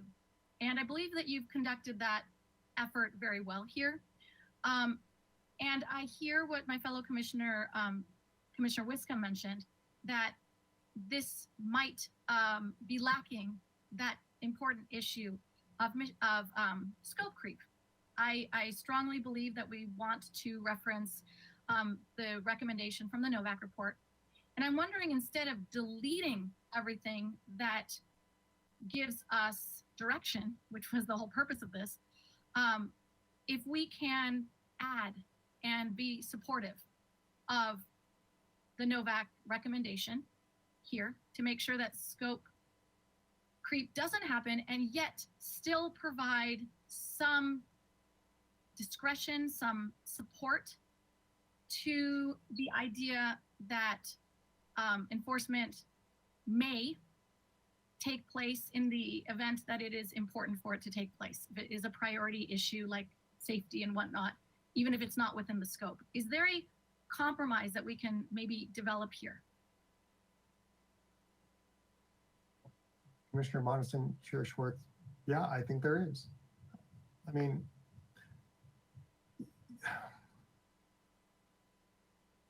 because they do the same thing, I guess. Option 3 and the Wiscombe option, to me, do the same thing, except, well, I mean, option 3, the last 2 or 3 sentences may need to be amended some, but basically, like I said, I was trying to respond to your idea of, let's tell them exactly what happens if you don't do it, right? And I'm open to either having it end at the end of the second sentence or continuing on to somehow say that, give them an idea of what could happen, right?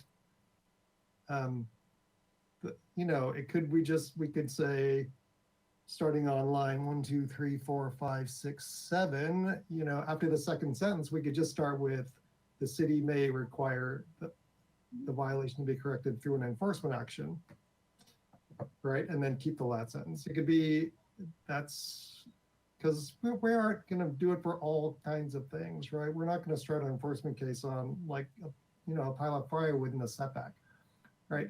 It's for the bigger ones that we would do that. So I'm how do you say it? Agnostic to whether we have that language or not. Either way. And I would just say I'm open to manipulating this if that is where we go as a group. Now, again, we're not going to wordsmith at this time. I would like staff to answer questions, please. And then we're going to take a break and we'll get into, I'm sure, substantive deliberations. Did you have a question, Commissioner Wiscombe? I don't want to cut off Commissioner Bonderson if she has more questions before our break. No, I don't want to cut her off either. I didn't mean to interrupt, but I think that where Commissioner Vonderson's going and where Commissioner Lodge were going, we're really to the health and safety violations. So perhaps some language corrections of health and safety violations unrelated to the project may be included. Something to that effect. I think that's where you were going, Commissioner Vonderson, and I think that's where Commissioner Lodge was going to. That seems to be, you know, the big thing, health and safety and not zoning. So that's all I had to say. Thank you. And I'll just wrap it up by saying that concluded my thoughts here. I wanted to know where we could go with this and if wordsmithing or continuing it back to something else might be the options later. We can discuss it then. I've completed my question. Okay. I'm Thank sure you. staff is taking lots of notes. Okay, with that, it's by my clock 2:55. We're going to take a 10-minute break. Well, we're almost now at 3. Let's come back at 3:10 on the dot. Thank you, everyone. We're in recess.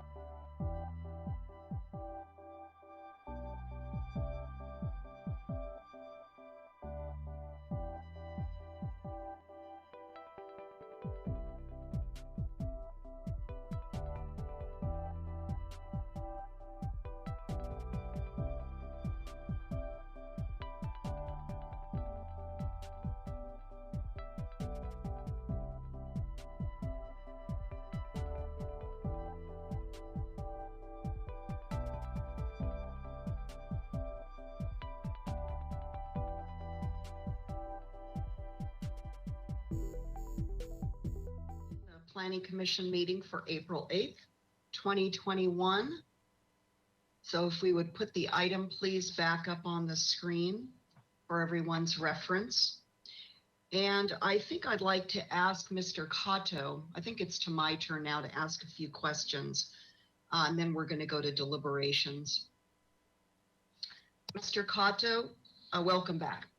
Now, I'm not an expert on reading plans myself. I'm not an architect. But I did have the good fortune, as you'll remember, Mr. Cato, in the early days of my colleague Bruce Bartlett, took me under his wing and helped me have at least a rudimentary tutorial on how to read architectural plans. But in terms of this discussion about health and safety violations, confirm for me if you can actually see those on a set of plans, because I'm not recalling that you can.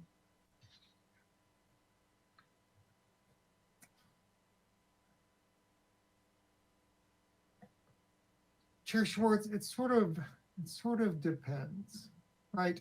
So, and again, we're not talking so much about zoning violations. There are not tons of health and safety zoning violations that are already building violations. Really, mostly the health and safety kind of violations we see are building additions that are in setbacks or over height, right? And these are things that are built without permits. So it's kind of a bigger deal because it's a building issue. So those kinds of things would be health and safety.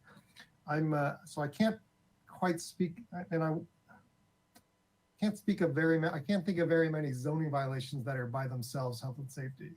So we're talking about building code stuff. And yeah, that's hard to see. I mean, it really can't be seen on plans. You can't see what the electrical is.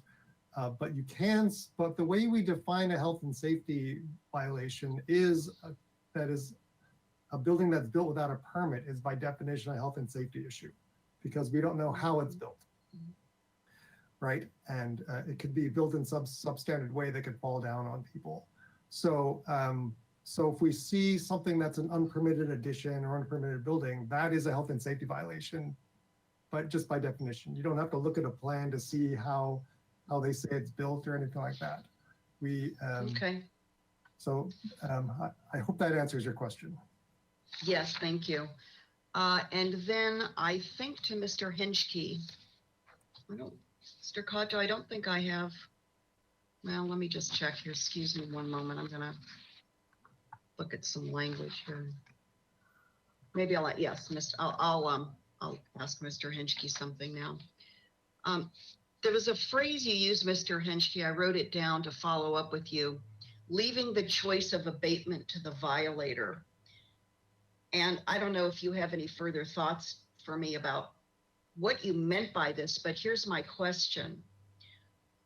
We don't just leave currently abatement or remedy to any one party. In fact, a neighbor who may or may not have factual information can lodge a complaint, which drives an inquiry or opens a potential enforcement case. So it's not even a known violator, it's an allegation by some other party, not the city, not the property owner, someone else.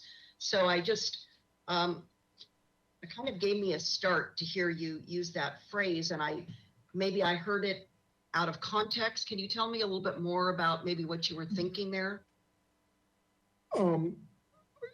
Chair Schwartz, I think what I was referring to was the decision, there was some discussion around how abatement of violations that were unrelated to the particular proposal would be handled.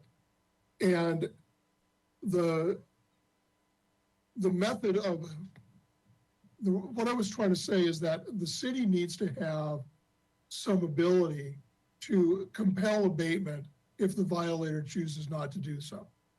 And so simply leaving the decision on whether or not to correct a violation to the person who is violating the ordinance effectively means you don't have enforcement unless they want to. The city's hands are tied. So I was counseling against that kind of thing.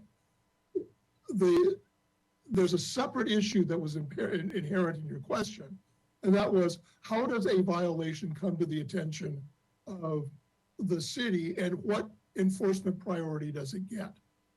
And so if a violation exists and nobody complains about it, then it has very low enforcement priority unless somebody in the city happens to see it. If they happen to see it and it's a major violation, then it might get a high enforcement priority because it needs to be remedied. And it might be an illegal use in an improper zone. It's maybe not dangerous in terms of creating an imminent harm to others in the neighborhood, but it nevertheless is defined as a public nuisance under the city's zoning ordinance. So what I was, and I apologize for the long answer, but the notion that the sole choice of whether or not to fix something is up to the person that has the violation is what we're pushing back against. Okay. Thank you for that. Then maybe you can help me. I don't know if this is to you or Mr. Cotto, but stay with me if you could. And I apologize if I overlooked maybe either something in our package or maybe something that was worked on or discussed with the working group that I may not be identifying. And for what I'm about to ask you, I referenced back in our February hearing. There was a time, and this is 2014, when the task force that I was on discussed the possibility of a pilot project we loosely referred to as sort of an amnesty, building violation amnesty project. You remember this, and I think maybe I sent staff. No, you don't. Okay. I think I sent staff my documentation from 2014. It was an outline. The reason I'm bringing this forward now is here we are 7 years later. We haven't had an amnesty program to say, bring us your known, that's all we can do, known unpermitted conditions, because we want to remedy, we want to abate the most dangerous unpermitted conditions on properties in the city.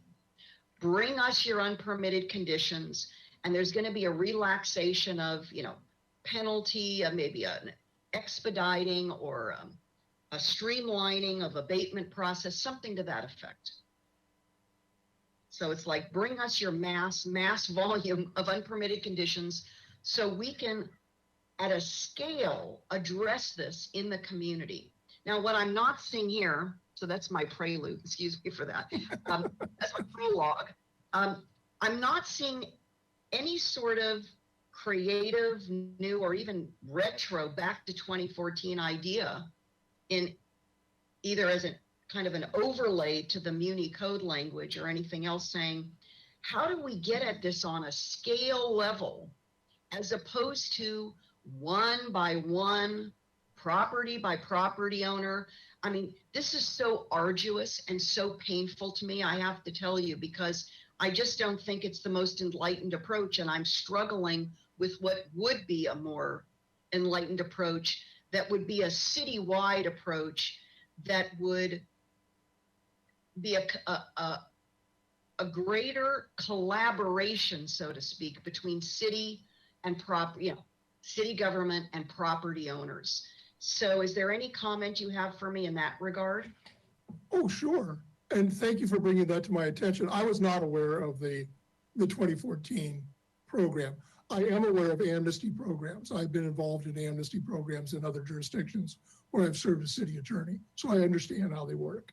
That's a really excellent question, but it's better addressed to the city administrator and the city planner, because that's a resource allocation issue. And what we're trying to do with this particular effort was, as we said in our earlier staff report, eliminate some portions of the code that need to be fixed and address this one particular issue about how do you deal with the current code language that says you've got to show everything on the plans. You can't deem the application complete unless you show everything on the plans and that you show all of the corrections on the plans, then we can deem the application complete. So your suggestion is a completely different effort, and it was far beyond the scope of what we were trying to do with this simple code fix. Yeah, okay. That's the best answer I have for you. Is it's just a different animal, and certainly it could be done. Amnesty programs can be successful, but they are very different than what we were trying to accomplish here. Before I go to my last question, I'll just, as a follow on Mr. Henschke, share that I don't see the work before us as simple. I don't see the municipal code language as simple, not in changing some words here or there, but I feel that it would be somewhat myopic of us to view it as a simple fix or some narrowly scoped improvement, because it's connected to a much larger citywide condition that has been in place for many years and has caused great confusion and angst between our city government and the community at large. And I would think from a resource efficiency perspective, we would want to look at this more holistically, which we were doing in the 2014 task force. Now, that was zoning information task force. That's what I was on. 13, 14 member, I can't remember how many we had. And that city planner, Betty Weiss, has since retired, but she was at the helm of facilitating the task force meetings, which we had for a year long. Think of that, Mr. Henschke. So I'm just going to leave that with you and staff, because to me, this is not the most enlightened approach. I know what's before us, but I think it's easy as public officials, as land development advisors to the council, to look at something through such a narrow lens that maybe we fix one small thing, but we're not looking at the whole that has such greater yield for us, for the community, for staff. So I'm going to leave that with you. And my last question to you goes back to a phrase you used, which is fundamental policy change. I was getting the sense, but I don't want to read into what you might have been intimating. I kind of was getting the sense when you used that term a few times that it's either an anomaly that we're looking at fundamental policy change, or we could contemplate fundamental. We do that. When we created the AUD housing policy, that was a fundamental change. I mean, it's in a signature, kind of a landmark multi-unit housing policy, because we didn't have anything for decades. We weren't creating housing. So can you tell me if there was anything behind your reference to fundamental policy change like hinged with positive or negative? I was kind of getting that impression from you. Number one, thank you for the criticism. It's accepted, and I understand what you're saying. Secondly, no, I was not trying to. What I was trying to express is that the option of putting the ultimate decision on enforcement or non-enforcement or eliminating enforcement was a fundamental change. And so you need to be aware that it is a major change, not a narrow fix. It's simple. Things are simple to some things are simple to others that are complicated to others. That's I apologize for using that term. I was wanting to make that narrow. And this is clearly, this is a very, very important issue. And what I was trying to say is that the policy change is a fundamental shift. And if you're going to make that fundamental shift, we needed to have that was in the context of getting the direction, because it's not something that staff was wanting to recommend. And so we had a lot of discussion about it. And now we've come back to some much greater clarity, frankly, on what it was that the commission was looking for. And if you do give us direction, we can come back with language that addresses those concerns. Although I do think that Commissioner Wiscombe's suggestion of just stopping after the second sentence, option 3, is perhaps the best way if you wanted to move forward today. Okay, and please don't take my question as like direct criticism, okay? I don't. I wanted to make sure that I wasn't reading into your reference. That's why I was asking you. I didn't, want to make an assumption there. But I have one more question. Excuse me, Commissioner Wiscombe. I'm still going to ask Mr. Hinchke something. Mr. Hinchke, please, with what you've heard today, because I'm not clear from what I've heard from my colleagues of option 3 with some changes to be determined and option 5. So I'd like to hear from you and Mr. Kato perhaps about that before we come back to Commissioner deliberations. Okay, I'm not sure, based upon the discussion that we had, if option 3 as modified is any different from option 5, other than option 5 had some very specific direction relating to non-enforcement. And so if option 5 is on the table, then we need to have an opportunity to come back and address that completely. If what's option 3A? I Madam don't understand.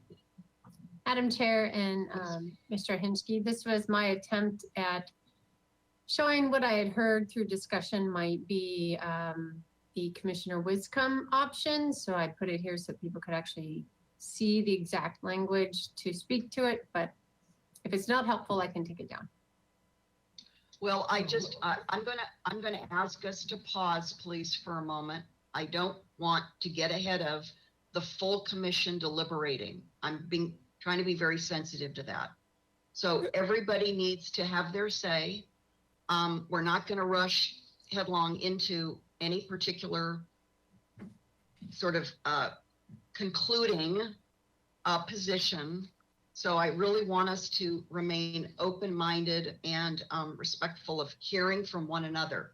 Mr. Hinchke, did you have anything else before we go to Commissioner Wiscombe for comments? Not unless you have further questions. I hope I've answered your questions, and Yes. I don't take it personally. I have very thick skin. No, it's not that, but this is an important back and forth, Mr. Hinchke. Thank you. I completely appreciate that. Thank you very much for your comments, though. Madam Chair, if Mr. Henschke could stay on, I have a two-part question, please. Okay, you're back, Mr. Henschke. I am. Thank you. Maybe I should just leave my camera on.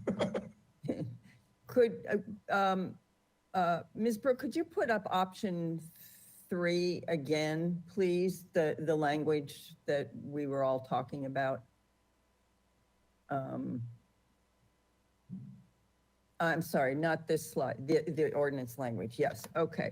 So I wanted to just follow through on, before we go to 3A, which Ms. Brooke crafted. If we just stopped at the end of sentence number 2, correction of violations related to the project description must be included as part of the project. Got rid of all the rest of the language. Now, I want two questions. This then, and I think Mr. Cato and Mr. Henschke answered it the same way, that this does not preclude an enforcement case being open. It could be open. Is that correct, Mr. Henschke? Yes. Okay, that's what I thought you said. You, the one word answer, yes. And the second part of my question would be for Mr. Cato, I believe, which is if an enforcement case is indeed open, it's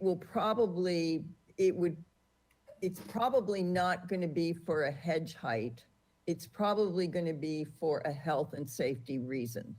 Is that correct? Is that where your priorities lie? Commissioner Wiska, yes, that would be true. Okay, so we could then, if you would be comfortable eliminating the rest of this language and just leaving it with the first and second sentence and knowing that that's a possibility, code enforcement's still a possibility, and that the health and safety issues are going to rise to the top, and you're probably not going to open a code enforcement case for a hedge height. Is that a fair assumption? Yes, that's how I think about it. Okay, and do you feel staff thinks about it the same way? I do. Okay. Yeah, I'm trying to get rid of, I want to address the health and safety. So if there's an unpermitted building on the site that's not part of the project description, that would probably go to code enforcement because it's a health and safety issue. You don't know how the building's constructed. It could fall down, as you said, et cetera, right? Yes. Okay. So that answers my question. So, But Commissioner now- Wiscombe, to follow on your question, I have kind of a tag question. We don't have any of that specific language in this option. Staff could work on such language, but right now this is just a conversation between Planning Commission and staff in a live hearing. We don't actually have code to look at that would drill down on what I'm hearing Commissioner Wiscombe is asking and you're responding to. For an applicant to be clear about what would be inspected and enforced upon. See, it's that gray area that I continue to ponder. Well, I think this option answers the scope creep question in terms of the, you're gonna abate for those items that are within the project description, no matter what they are, which I think is totally fair. But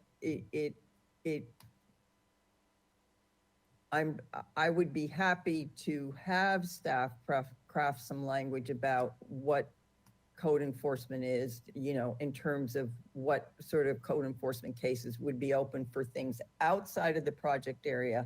But we're dealing with recommendation 19 from Novak, which is the scope creep. And that's where I'm trying to go with this. And I've listened to my fellow commissioners, and I believe that the health and safety violations are pertinent and should be addressed. And so I was just going with that line of questioning in terms of if there needs to be language in there regarding that specific language, then that's fine. I would be fine with that, but I'm trying to keep it more simple and straight to the project description, not the scope creep to the project site. So. Thank you. Commissioner Reed, did you want to start deliberations, or did you have follow-on questions for staff? I think we can start deliberations. So, Okay, please go ahead. yeah, option 5 as written, I think is a distortion of what we discussed in the working group. I think effectively what Commissioner Wiscombe proposed for option 3 initially was the full intent of option 5. The caveat being that really every option as drafted here gives staff full discretion to open enforcement site-wide. I feel that life safety issues, as Mr. Cotto explained, on a plan set, very broad. It only really gets specific in a field inspection. That's a building inspector who signs off your work. That is scope creep. That does not honor recommendation 19 of the NOVAC if at staff's discretion, they can call into question any violation, life safety or otherwise, site-wide. So this is going to need some work, and we have another item today, an important item, and I would move to bring this back to the working group in consideration of all the Planning Commission comments heard today, and we'll work through this. It's not simple. It's not narrow. And it requires, to honor the NOVAC's recommendation, it requires fundamental change. And I don't think we need to get into, that's why we have this working group, to get into those details. So that would be, I'm making that motion. I'll second that. Okay, Commissioner Reed and Higgins.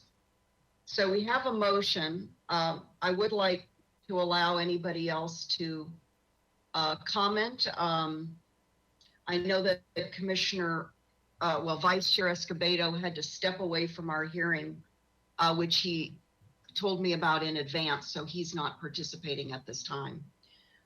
Commissioner Wiscombe, on before we take any action at this time, comments on perhaps staff bringing all of these comments, all of these suggestions back to staff and the working group to hammer out with some clearer, maybe a shorter list of recommendations for us to consider. What are your thoughts? Thank you, Madam Chair. My thought is that I don't think this should go back to this subcommittee. In all due respect, I think they've done their work.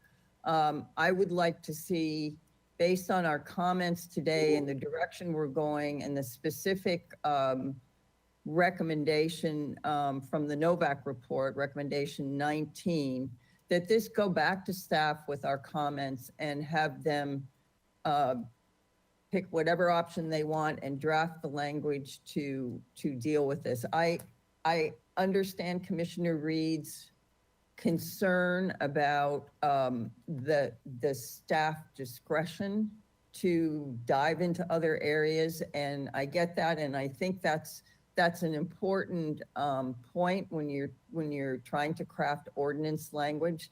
That's why I was trying to get to health and safety violations, and I think some of my fellow commissioners, Bonderson and Lodge, were also, to try to get away from this scope creep that has nothing to do with, you know, a hedge height has nothing to do with that kind of thing. So I favor this going back to staff for some refinements. I think we're getting closer to all being on the same page on this, and let them come back to us with some language that they feel represents recommendation 19 in the Novak report and our comments made here today. Thank you. Madam Chair. Oh, yes, I'm sorry. I didn't ask you, Commissioner Higgins, and then we'll go to Commissioner Lodge. I think the the benefit of it going back to our subcommittee is that it's gonna bring the subcommittee members along, and there's, as you've heard today, there's a hell of a lot of devils in the details on this kind of code writing that you know, we're gonna get pretty bogged down again on another hearing. So I'd still favor it going back to the committee. And one thing in particular, as you've heard at the prior hearing we had on this matter, is pretty much anything can be construed as health and safety. And one thing I would like to suggest that get brought back to the committee are some better real world examples of what we're talking about. I'll give you one example. I wanted to put a front yard fence, redo my front yard, you know, picket fence.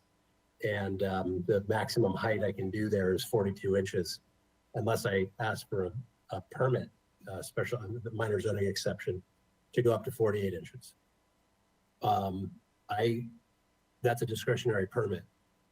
Now I don't have any violations on my property, but I would think though, and somebody in a similar situation would go, okay, you know, I have a discretionary permit for my front yard, but staff is going to ask for me, you know, what's in my backyard. Now, I have a hot tub in my backyard. It meets the setback, but what if it didn't meet the setback? We have this very technical issue of legal non-conforming structures or illegal non-conforming structures. So what happened, and by the way, this process and this code writing really isn't to benefit or have anything to do with big projects. The intent of this code writing is for kind of the little mom and pops or the people that are just single family homeowners that don't know as much as we all know about the process and the codes. It's not really an agent construct. We're talking about people that don't, you know, frequent the 630 Garden Street very often. But if I've got, you know, what happened in our history is setbacks change on residential lots from 5 to 6 feet. Mr. Henschke made an argument that a shed in the setback, you know, was could be construed as a health and safety issue because of, you know, its proximity to the property line, and it might constitute a fire danger.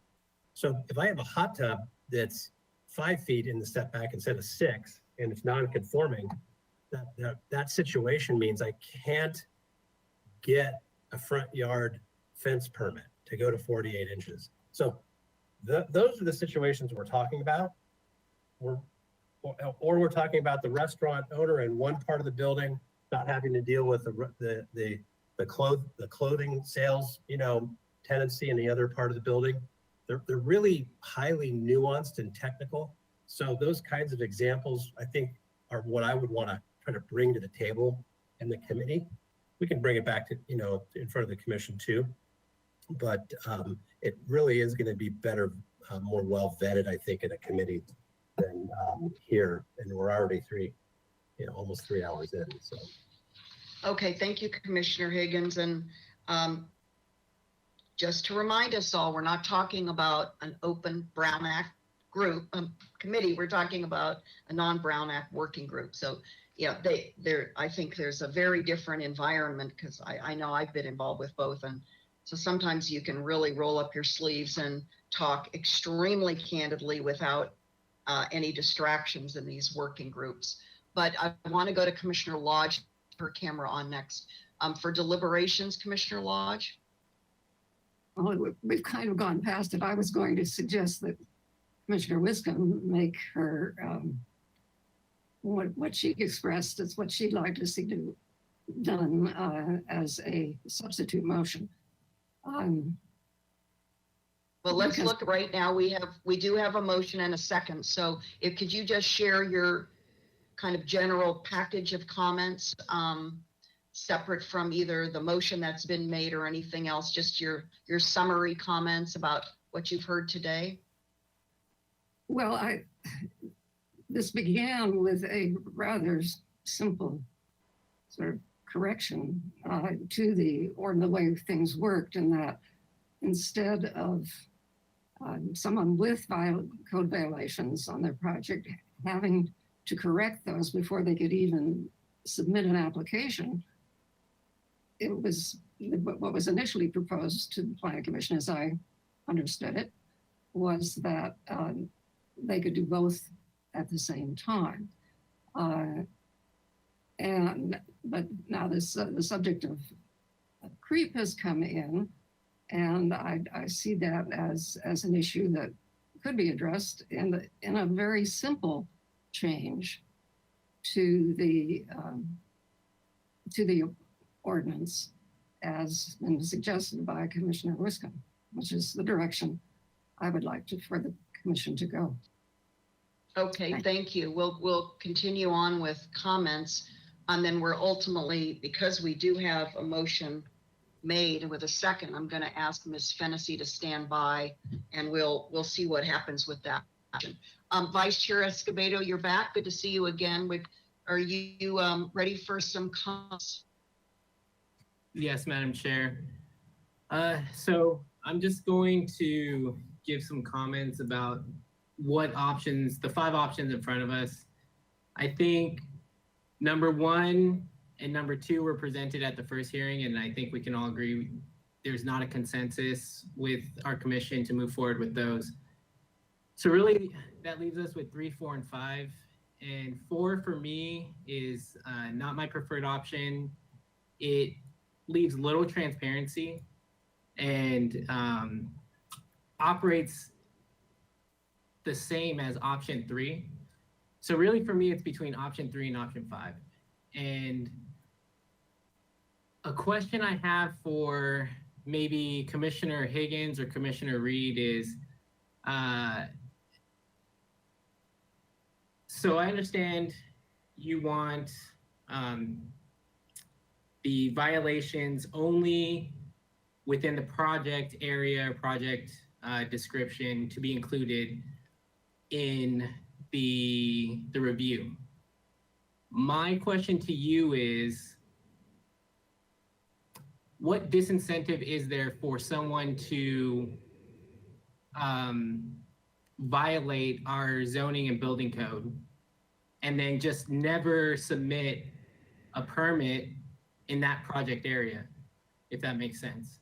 So what other mechanisms do we have other than a complaint that would enforce our building code and zoning violations from people who might violate?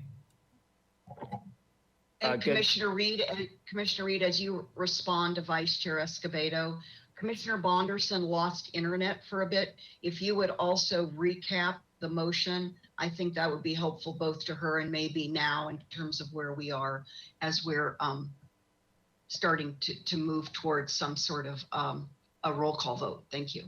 Yeah, Commissioner Bonderson, I move to send this back to staff and the working group in consideration of all the comments made by commissioners today.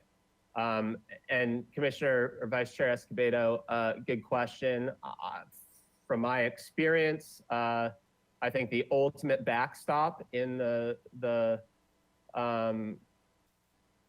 example you gave is a on-site building inspection. The building inspector has total authority when they come on site. If they identify a life safety issue, they'll write it up. So they don't care about the written scope of work. That's their job to identify that stuff. And only so much can happen on a plan set in the office during review. Building inspectors ultimately carry the most authority, and there's nothing an applicant can do about that. So that's just a given. We're not talking about limiting their role. It's an important one, but we are talking about streamlining this process up front in the planning and building department's reviews and creating as much certainty as possible, giving staff full discretion to decide, well, I may, I could, I will, I won't identify this or enforce that. Just throws everything up in the air. I mean, I would avoid that process at all costs. I think there was a public commenter today that said, if maximum compliance is the goal, which I know it's the goal, that's been communicated in our working group, I would say a version of what Commissioner Wiscombe has brought up with option 3 and the intent of option 5, the true intent of option 5, which isn't communicated here, would absolutely promote more compliance than what we have today.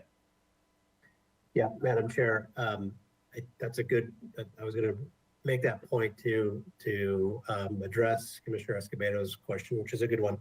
You have sort of a management by exception program. We've discovered there's some people that may abuse the system, but I would argue that almost hardly anybody will look at this and go, oh, I can take advantage of this ordinance now. And comparably, you'll have much more compliance walking in the front door to apply for permits instead of running the other direction to begin with. So you do have a culture in this city, in the building community, of not getting permits for sure. So when you look at what we're trying to do, balance what the end result might be in terms of greater compliance, greater participation in the permit process. Well, is it perfect? No, but I think that what we're heading towards is going to be better overall participation. And remember, participation in the permit process brings more properties into greater compliance. Okay, I'm not saying full compliance, but more properties into greater compliance. And don't forget, all of that rolls to our property tax rolls. We have a lot of people that don't participate in the permit process, and I would love to know what we could come up with in terms of what have we lost in terms of property tax revenue over the 30 to 40 years while we've had this culture of causing people to kind of shy away intentionally from the process. Thank you, Madam Chair. Thank you, Commissioner Reed and Commissioner Higgins. So with that information, I still lean towards a modified option 3.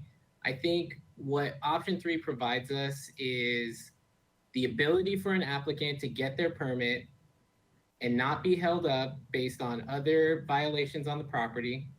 So they get through the process quicker, which is the goal that we have stated that we wanted out of this work effort. And at the same time allows us to identify the other violations. And I think my suggestion is either with Commissioner Wiscombe of stopping after the second sentence, or deleting the sentence that says, or the city may require the violation to be corrected as a condition of project approval. Leaving it up to the applicant and to include it in the project description. And if they decide not to, then it's a possibility of an enforcement case which dependent, if it's something small, it might not ever come up. And if it's something large, and health and safety, it'll be at the top of the priority list. So I think it's a fairly good compromise between option 1, which was the original proposal from staff, and option 5, which I think goes just a little bit too far for me. And I think option 3 is, with modifications, is probably the compromise that I'm in most support of as of now.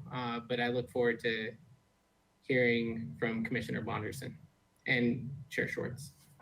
Commissioner Bonderson, your thoughts, please. Thank you so much, Madam Chair. And thank you also for repeating the motion. I did miss a little bit, and I appreciate the review. So I have to say that I agree with what I've heard. I can't remember exactly who said it. I believe it was just now with Commissioner Escobedo, basically confirming that option 1 and 2 seem to be just off the table. Potentially 4 doesn't work quite right for me either. And that leaves me in agreement that 3 and 5 are where I would like to see more development. I support the motion to have 3 and 5 develop further.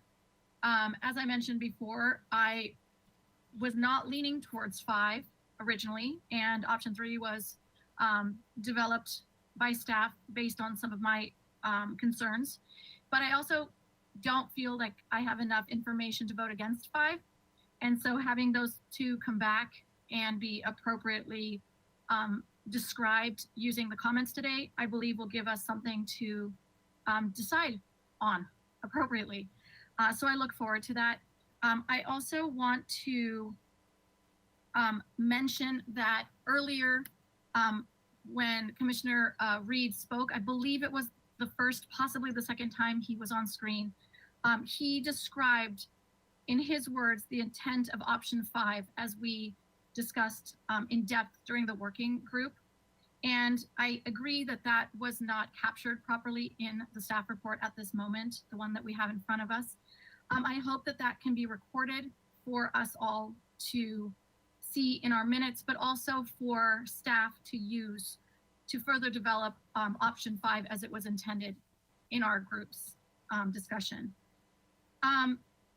I also want to state that I appreciate the way that Commissioner Higgins just discussed the idea of participation. You know, participation is the community, the way that the community benefits. When we want everyone to be treated fairly and equally, we all need to participate and do that to the best of our ability, and the desire to participate is important. So I would like to just say that in every aspect of my participation in the working group, as well as the previous hearing, my request as a practitioner personally using this code regularly is to provide that info, which actually has been done here in option 3. And I'm hoping that we can provide that info potentially in option 5 as well, however option 5 is developed, to describe where an applicant can find further enforcement information. On the screen here, we can see it's defined, it's sending us to chapters 1.2 and 1.8 of the code, so that anyone who is submitting an application is aware of the consequences prior to putting together their project description and submitting it. Now, that doesn't mean it will be applicable to them, but anybody using this code should understand the information as clearly as we can provide it. Transparency is always very important to me. So I'll just conclude that I hope that we can move forward with the development of option 5 further and option 3, and to really lean on the Novak report and the council report because it gives such good guidance. So that concludes my feedback. Thank you very much, Commissioner Bonderson. Okay, to my thoughts. I would have preferred not to spend this much time continuing to reconfigure and and wordsmith what I had hoped would really be thoroughly vetted with some negotiated consensus in the working group, which is why I was so supportive of the working group. But here we are. I mean, we started roughly at 1, we're now at 4 o'clock, and we have a substantive item to still take up after this. So I would suggest that I don't think it's appropriate to simply leave it in staff's hands, because I think the commission needs to be represented in some further, Simply say let's, you want to offer a substitute motion. Commissioner Lodge, I can hear you and I'm still speaking, please. Oh, sorry. I'm not sure who you're speaking with. I'm a little concerned about what's going on there. Thank you. I'm still commenting. What I would like to do is turn it back over for one, I'm hoping one more meeting following today's hearing between key staff members and the 3-member working group to look at option 3 as it's been discussed today, and what I'm hearing might be referred to as an original intent of option 5. I personally cannot tell from the staff report the sum total of what perhaps was intended to be included in 5 to be fleshed out as a part of 5. So I'm interested in seeing how maybe something between 3 and 5 could be the best, I don't know if ideal, the best municipal code changes that, to come back to Commissioner Higgins, I think references, balances and encouragement of greater participation by the community. This is what we want and this is what we need in order to then appropriately and fairly apply building code compliance standards or policies or regulations. There has to be a balance, or we're just going to, intended or unintended, see many more unpermitted conditions enacted or implemented by property owners because they don't want to come through the process for all the reasons we already know. So that would be my support. I'd like to see, and I don't know if we need a friendly amendment. Let me just throw this out there to Commissioners Reed and Higgins, made the motion in a second. I'd like to see some specificity about or scoping of the working group's follow-on work, which would be only to look at option 3 with revisions today, and to flesh out 5 as the working group and somehow meld the 2 into something that would be agreeable to all. I would like to see a unanimous vote by this commission to move something forward to council, but I don't see that happening today. And I think it's somewhere between 3 and 5, but I think more working group that is outside of a formal public hearing needs to happen for that to be a realistic and really productive. So I'll just turn it back over, if I could, to Commissioners Reed and Higgins with my thought about greater specificity. Commissioner Wiscombe? Madam Chair, to your point, I'd like to make a substitute motion because I think it will help strengthen where this is going to go, which is, I can tell we're going to go back to the committee, but just get a substitute motion going that kind of puts more focus on this. Ms. Well, let me Ostranger? just turn to Ms. Ostranger, who might have some guidance for us procedurally. Thank you, Chair Schwartz and Commissioner Wiscombe. Yes, so a substitute motion can be made. I just wanted to distinguish so all the commissioners are aware the substitute motion will be voted on first. Whatever motion that may be, if that is upheld, then there'll be no further consideration of the first motion. An amended motion would allow the commission to continue to deliberate on the item. So I just wanted to make that clear to make sure everyone understood what a substitute motion meant. Thank you, Ms. Ostranger. Well, I don't think that we should preclude any one commissioner from participating in this. I'm hoping, out of respect to Commissioners Reed and Higgins and all of us really, could a friendly amendment be possible as we just motion ends up in something that doesn't prevail? We can't go back into deliberations. So I don't want this just to die or to disrespectful to the two commissioners who made the first and the second at the beginning. So I would like to first, yes? Madam Chair, if the substitute motion fails, we go back to the original motion. Is that correct? That's correct. Okay, so I don't Chair have a Schwartz. problem. Yeah. I I want, okay, I'm going to ask Commissioner Reed, out of respect to him making the first, I don't want to do an end run. Let me be really blunt right now. I don't want to do an end run around our two colleagues who made a motion and seconded. I'd like to take it back to them.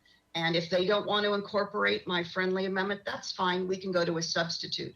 But I want to offer a respectful opportunity first and they can decide what they would like to do. Commissioner Yeah, Reed? so Chair Schwartz, absolutely. I mean, what your comments are, that's what the discussion has been centered around. So we'll be focused on the content of option 3 and in its discussion and the intent of option 5. Commissioner Higgins, were you comfortable with the friendly amendment or not as a second? Yeah, that's fine. I just, we've already spent too much time on this and I'd like to move it along. So this is how our commission gets bogged down and we don't complete items. So I'd like to vote on it. Ms. Ostranger, please. Yes, Chair Schwartz, if I could just have Commissioner Reed restate the amendment with the friendly addition. We are going to focus our work effort on option 3 and option 5. And all that's been discussed today in that context. Okay, so that's the amended motion. Before I ask Ms. Fennessy to come on for a voice vote, any discussion on that amended motion? Commissioner Wiscombe, please. Madam Chair, I think there was a lot of confusion about option 5. I don't know why option 5 is being included in the friendly amendment to the motion. We have, I think, several commissioners here that support option 3 with amendments, and I don't know what option 5 brings to the table. Well, I'll comment because I'm the one that suggested a friendly amendment. I think I've heard from various commissioners interest in 3 and interest in 5 to varying degrees. I'm trying to come at this from a position of respect to all of us, not just one group or one faction versus another. I'd like us to all come together. Doing that would mean, Commissioner Wiscombe, doing that would mean including 3 and 5. The working group spent a fair amount of time. For those of us, and you have too, we've been on subcommittees, working groups, task forces. It's a personal investment to spend time in those meetings trying to work through something to bring back to the commission as a whole. I'm trying to be respectful of both that work and what we've heard today.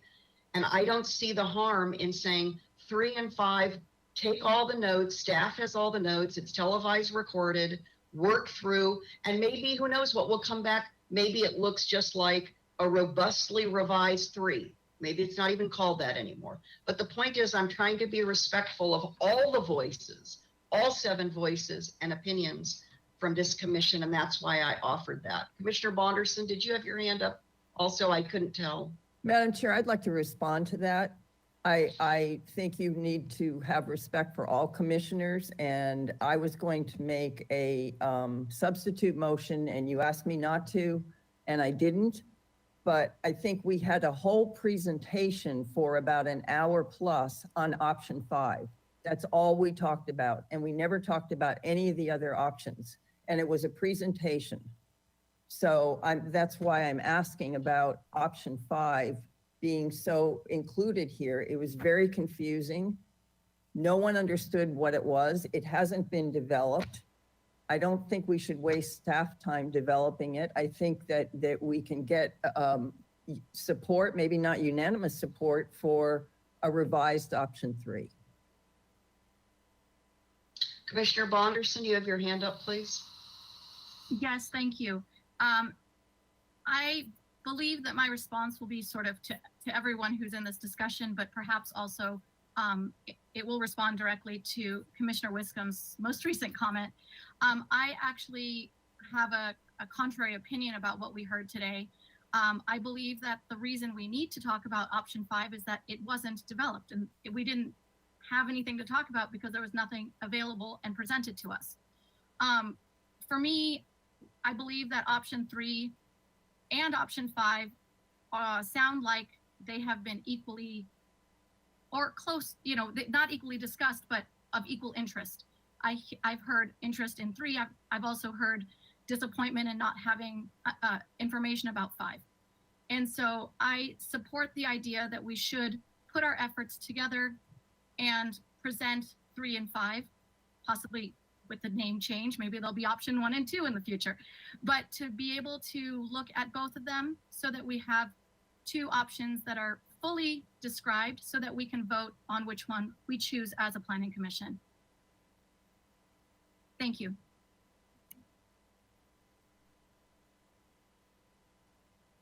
Thank you, Commissioner Bonderson.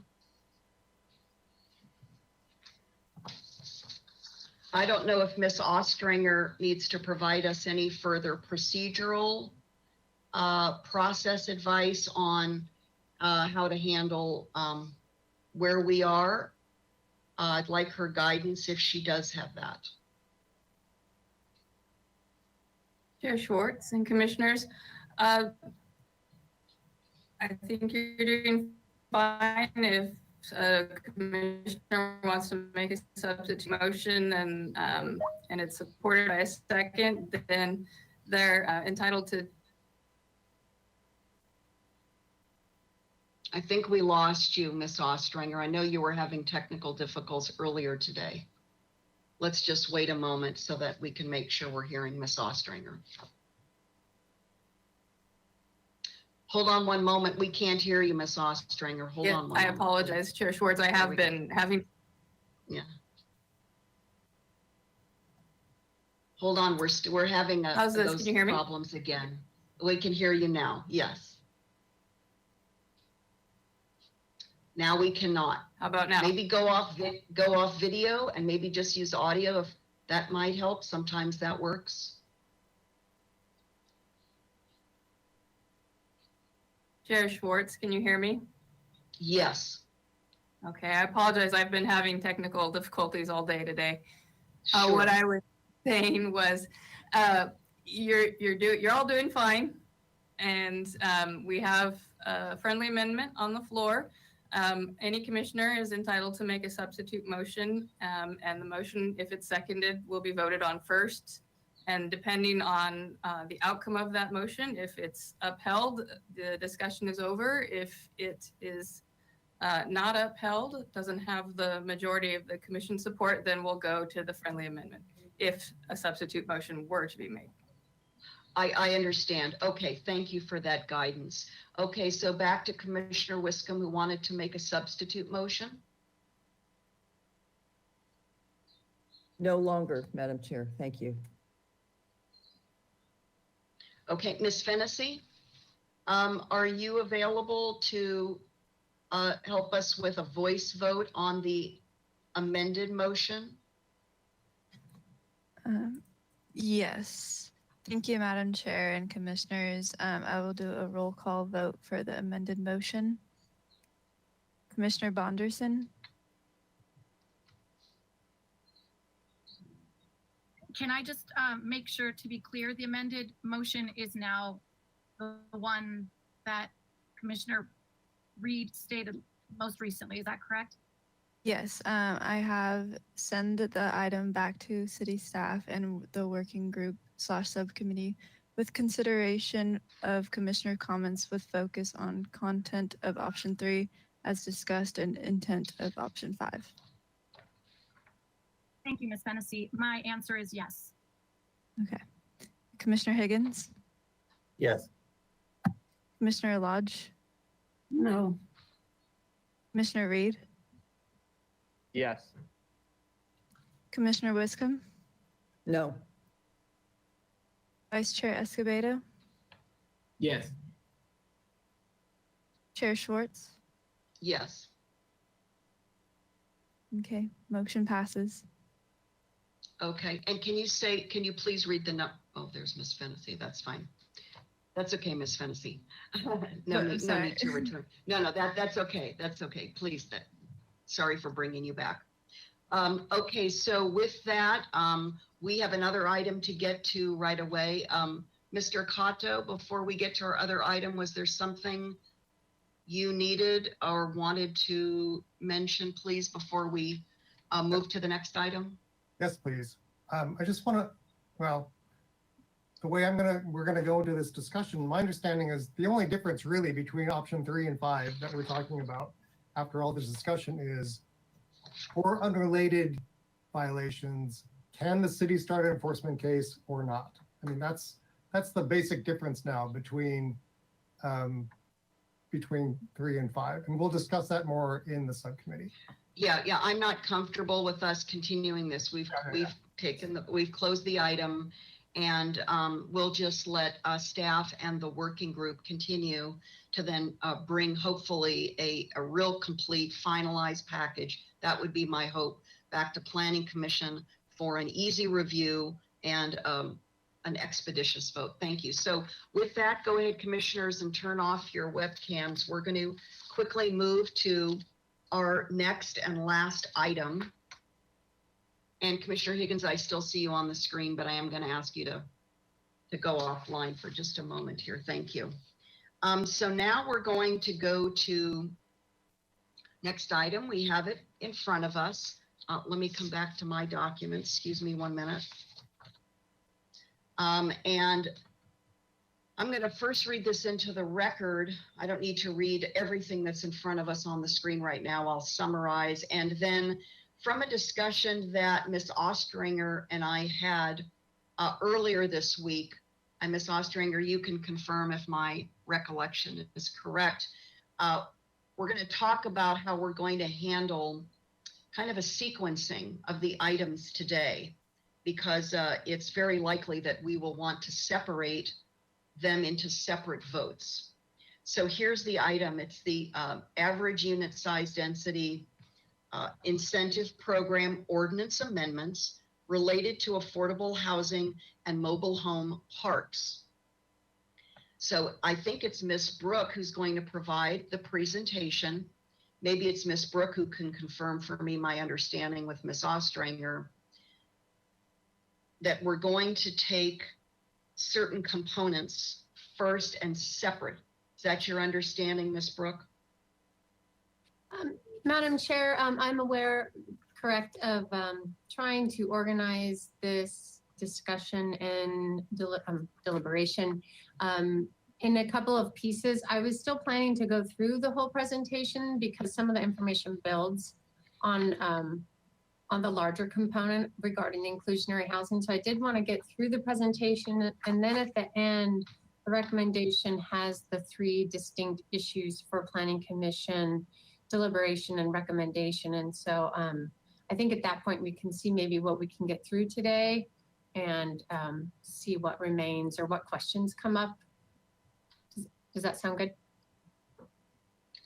Let me ask Ms. Ostringer if she'd like to further comment, since she and I were the 2 who spoke yesterday. Chair Schwartz. Yes, we can hear you. Yeah, I turned off my webcam. I think that's better.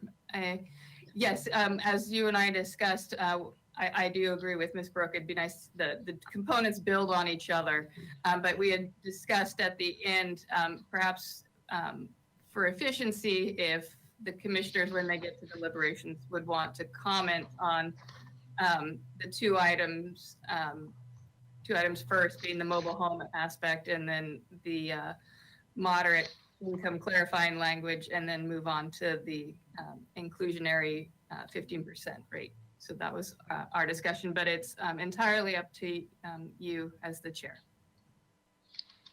So thank you very much. That's my understanding also from yesterday. So to my fellow colleagues, as you're hearing Ms. Brooks, watching Ms. Brooks' presentation, think of the opportunity we have to sort of unbundle these components of what's before us today. We don't have to resolve through a vote on all of them. So I just want to give us that flexibility. And again, that's what Ms. Ostringer and I spoke of yesterday. Okay, Ms. Brooke, so please come back and take it away. And then after Ms. Brooks' presentation, we'll see if we have any public comment on this item. Okay, great. Thank you, Madam Chair. And I went past the first slide, but I think you read the item into the records. So we know these are amendments affecting the average unit size density incentive program. Specifically, the three areas that we'll be discussing is the consideration to increase the inclusionary housing requirement to 15% for AUD program rental projects outside of the central business district. Also clarify that state density bonus law units do not satisfy the city's inclusionary requirement, and clarify that AUD program development standards do not apply to mobile home parks. So I'll take each of those separately. First, just by way of reference, we use this term inclusionary housing in case that's not clear what that is to everybody. It's a local requirement to provide affordable units within a private housing project. And it's pretty common in cities and counties to do that in order to generate low income, moderate income household or units that the nonprofit sector does not provide. So a way to get these into the private housing developer realm. Some agencies offer incentives to make the provision of affordable housing more feasible. So that might be reduction in parking, higher densities. And then typically agencies do offer some type of alternative to meet the inclusionary housing requirement, because depending on the size or scale of a project, actually constructing the units on site and then restricting them to affordable rent or for sale price is not feasible. And so there's usually an option for an in lieu fee that a developer can pay that then goes into an affordable housing fund. And in our case, the city, we use that to help subsidize and generate affordable housing in that way. So just by way of background, the city has had an ownership inclusionary housing ordinance since 2004. So we've been generating and having affordable housing affordable units included in private developments for sale, private developments since 2004. Rental housing projects have been providing inclusionary units or paying an in lieu fee since July of 2019. And since we're focusing on AUD and rental projects specifically today, I'll dive in a little bit more detail about the requirements that we currently have. So projects with 10 or more units must restrict at least 10% of the total units proposed for rent at a rate affordable to moderate income households. Those somewhat smaller projects, more than 4 but less than 10 units, the developer can choose to either provide 1 unit on site to be rented at moderate income or pay an in lieu fee. And at this point right now, the in lieu fee is set at $20 per square foot of all the development on the site. And this is just a reminder to all about the different income categories as we use these terms, and we might refer to very low, low, or moderate. Our inclusionary for rental housing focuses on moderate income. That is represented by households who earn between or 81 to 120% of the area median income. And as of 2020, based on our area median income of $87,800, the maximum salary that a household of 4 could make to qualify for moderate income is $105,360. So I use that for reference. We were back with City Council last fall to make some amendments to the AUD program. during that hearing, council directed staff to return to them to discuss adjusting the inclusionary housing requirements for AUD rental projects. So we returned to council in October of 2020. And after that hearing, the motion was made for staff and the planning commission to consider requiring, so increasing from 10% to 15% the inclusionary unit requirement for AUD rental projects outside the central business district. And they did discuss whether or not to change the 10% requirement within the central business district. They very purposefully did not want to change that. This is just discussing projects outside the CBD, increasing it from 10 to 15%. And then there was some discussion that there could be unintended consequences. Currently, our code requires if there's a fractional unit, when you do the math of the number of units and you multiply by 10 or 15%, if the number results in a fraction, if the fraction is 0.5 or more, you round up to the next whole number and you provide that many units. Council saw that there could be an unintended consequence there, so they also directed that if the outcome results in a fractional unit of any size, 0.1 to 0.9, we would round down to the nearest whole number to determine how many units should be on site. Also, there was some discussion about whether or not developments that were being proposed under state density bonus law, which for rental units is limited to either very low or low income households to qualify for the additional densities allowed through that state law, whether or not those low or very low income units could also satisfy our local inclusionary requirements. And council was clear that they wanted us to clarify the ordinance that they do not, because we were very intentional in setting our household income at moderate income. That's a sector of housing that we very desperately need and typically cannot provide it in any other way. And so we have some clarifying language in the ordinance to make it clear that it's both. If you're proposing a project through state density bonus law, you need to provide both both types of affordable units.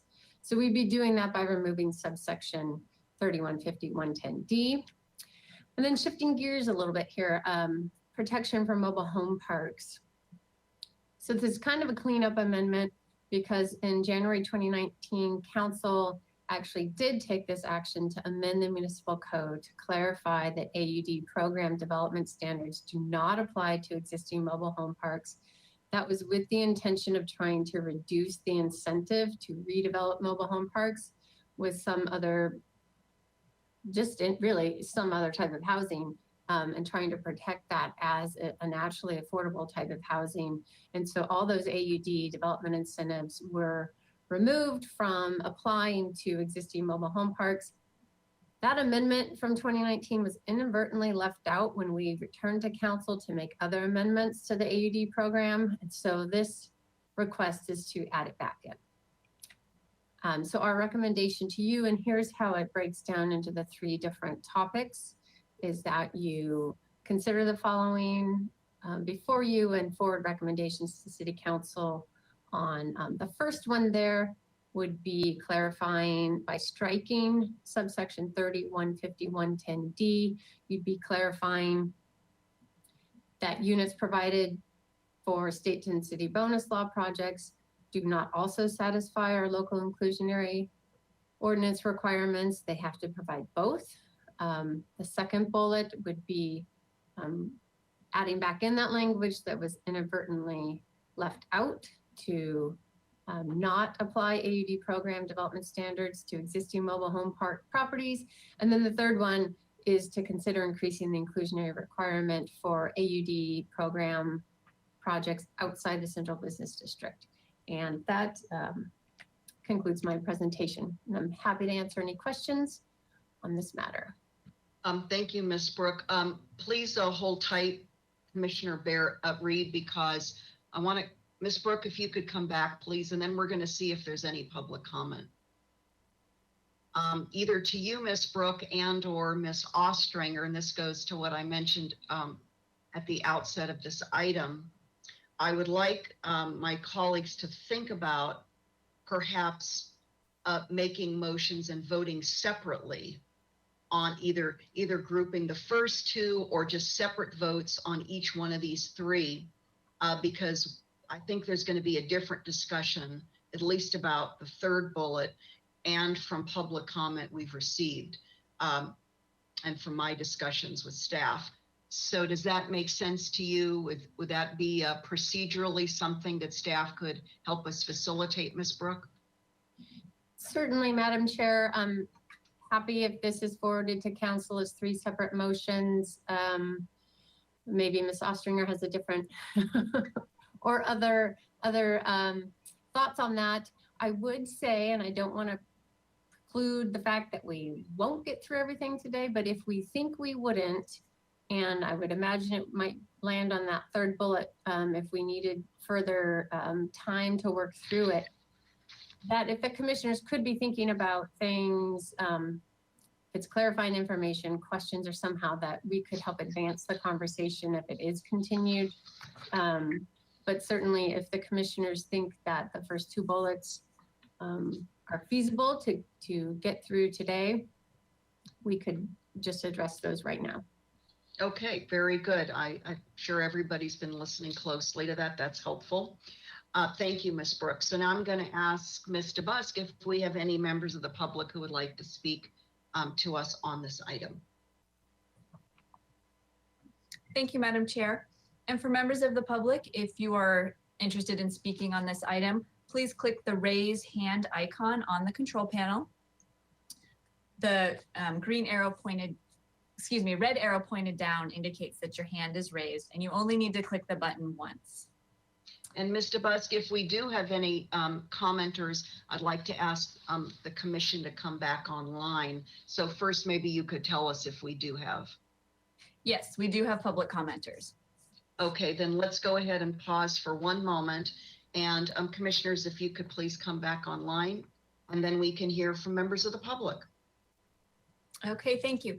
Our first speaker is Anna Marie Gott. Anna Marie Gott, if you would unmute yourself, and you have 2 minutes to speak. Good afternoon, commissioners. So can I just say I am so happy to see this item on your agenda, and I really urge you to vote yes on all 3 items. We absolutely do need to have more inclusionary housing with the AUD. I would actually like to see 20%, but if all we're going to get is 15%, I will take it.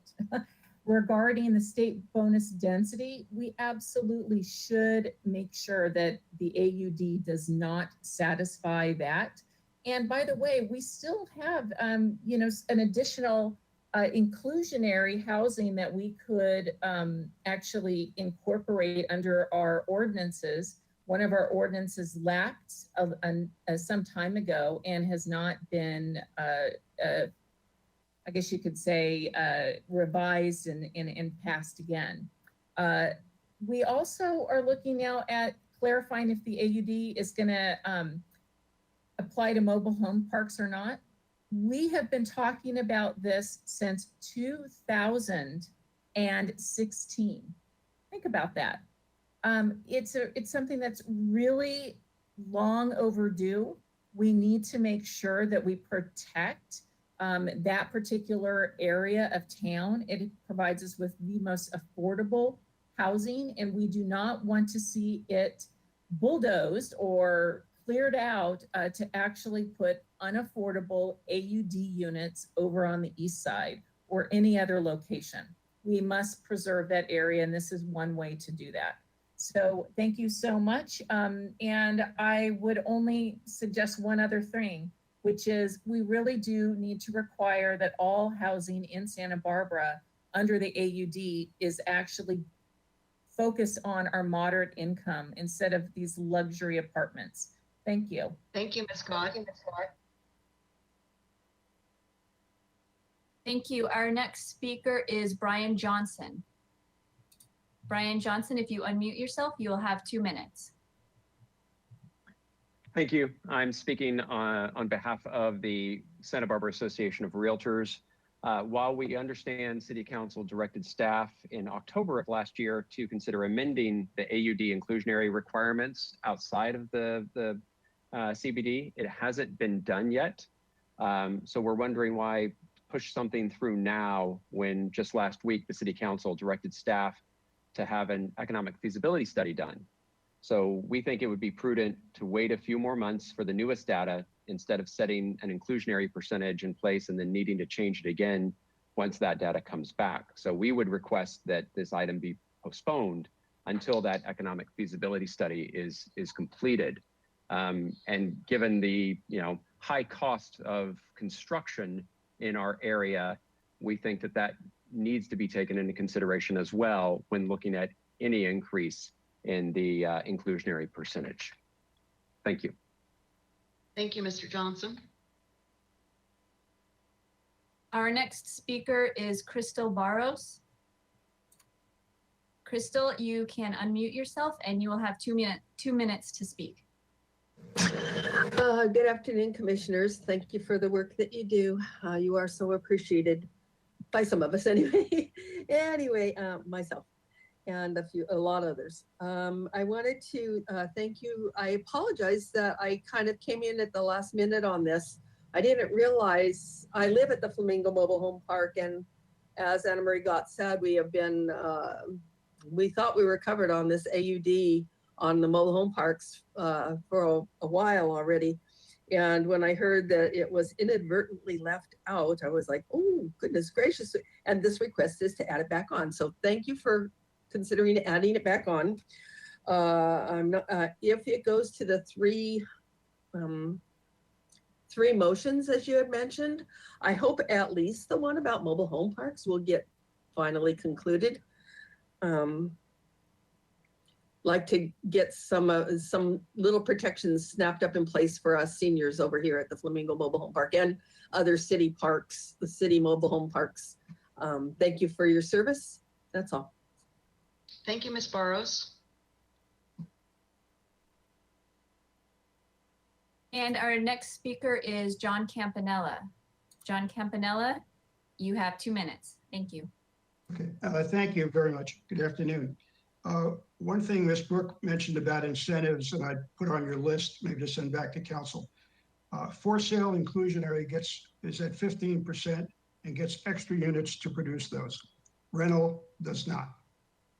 Rental has to take market units and convert them to below market. I've raised that question. Why, especially if you're trying to support rental housing and make it economically feasible, they don't get the same treatment as for sale units do, even for sale under AUD. Secondly, I think you need to be clear in the ordinance that both inclusionary and state density bonus, if elected, both are required. It does not state that in the municipal code. All you need is a clarifying sentence. It's trying to be done by the process of elimination of one that could be misinterpreted, but there's nothing that says actually you cannot do both. Why this is important, especially when someone files a preliminary application, is to know what you have to do. The city of Goleta, county of Santa Barbara, it's one or the other, inclusionary or state density bonus. The preliminary application form is unclear. It has you choose whether you're going to choose new below market rate units, yes or no. If you're going to choose new bonus density units, yes and no. If so, describe on those bonus densities under state 65915. At least under the preliminary application, let people know you have to do both. Otherwise, they'll submit the application and attempt to get vested, then find out later as it goes through meetings with staff, oh, by the way, you actually have to do both. That's a problem that's occurred in the past. So I think clarification on the preliminary application and maybe more fairness on the rental to give them under inclusionary the same extra units that a for sale project would get. Thank you. Thank you, Mr. Campanella. Chair Schwartz, real quick, would it be possible to ask Mr. Campanella for a clarifying question on his first point? I think we can do that if we don't get into discussion. We could, Mr. Campanella, are you still there? I believe so. Am I? Okay. Okay. I was taking notes and I could you just restate your first comment, Mr. Campanella? Sure. Under our current inclusionary policies for sale, there's a 15% requirement at 10 units and above. That 15% is a bonus density. So if you have 20 unit project for sale, 15% would be 3 units at above moderate income. You will now get 3 extra units to provide that. So your project will have a total of 23 units. So you have the same number of market units and you're taking nothing away from them to produce the affordable. Rental are different. If you had a 20 unit project, 15% inclusionary is proposed at moderate, 3 of those 20 units would have to be affordable, leaving you 17 market. So my point is, I think they should be treated the same with an incentive to provide extra units for the inclusionary that you have to produce on the rental to be on par with for sale.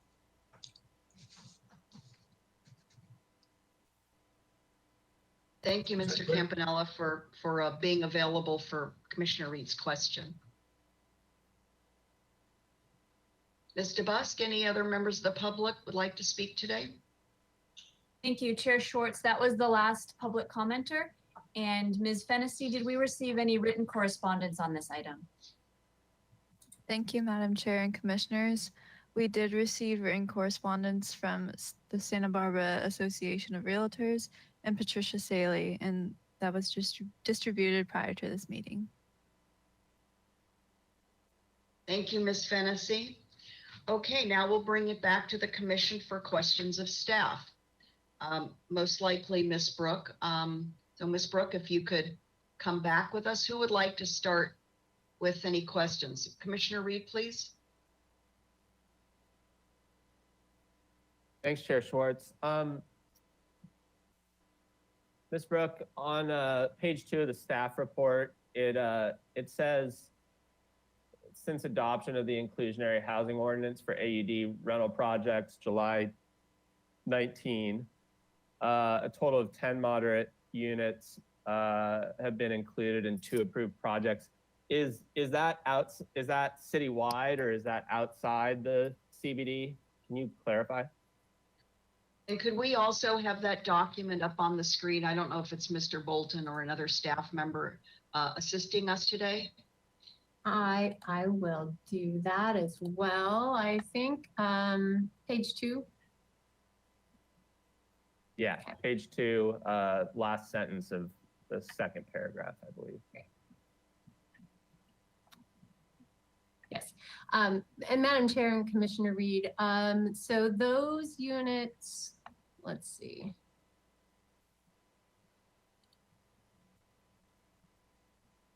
Sorry. I heard what you said, but okay, here we go. Yes, right here. A total of 10 moderate income units have been included in the 2 approved projects. Those are located at 410 State Street and 825 De La Vina Street was just approved by ABR a couple of weeks ago. So both of those are within the Central Business District. Okay, so council is suggesting an increase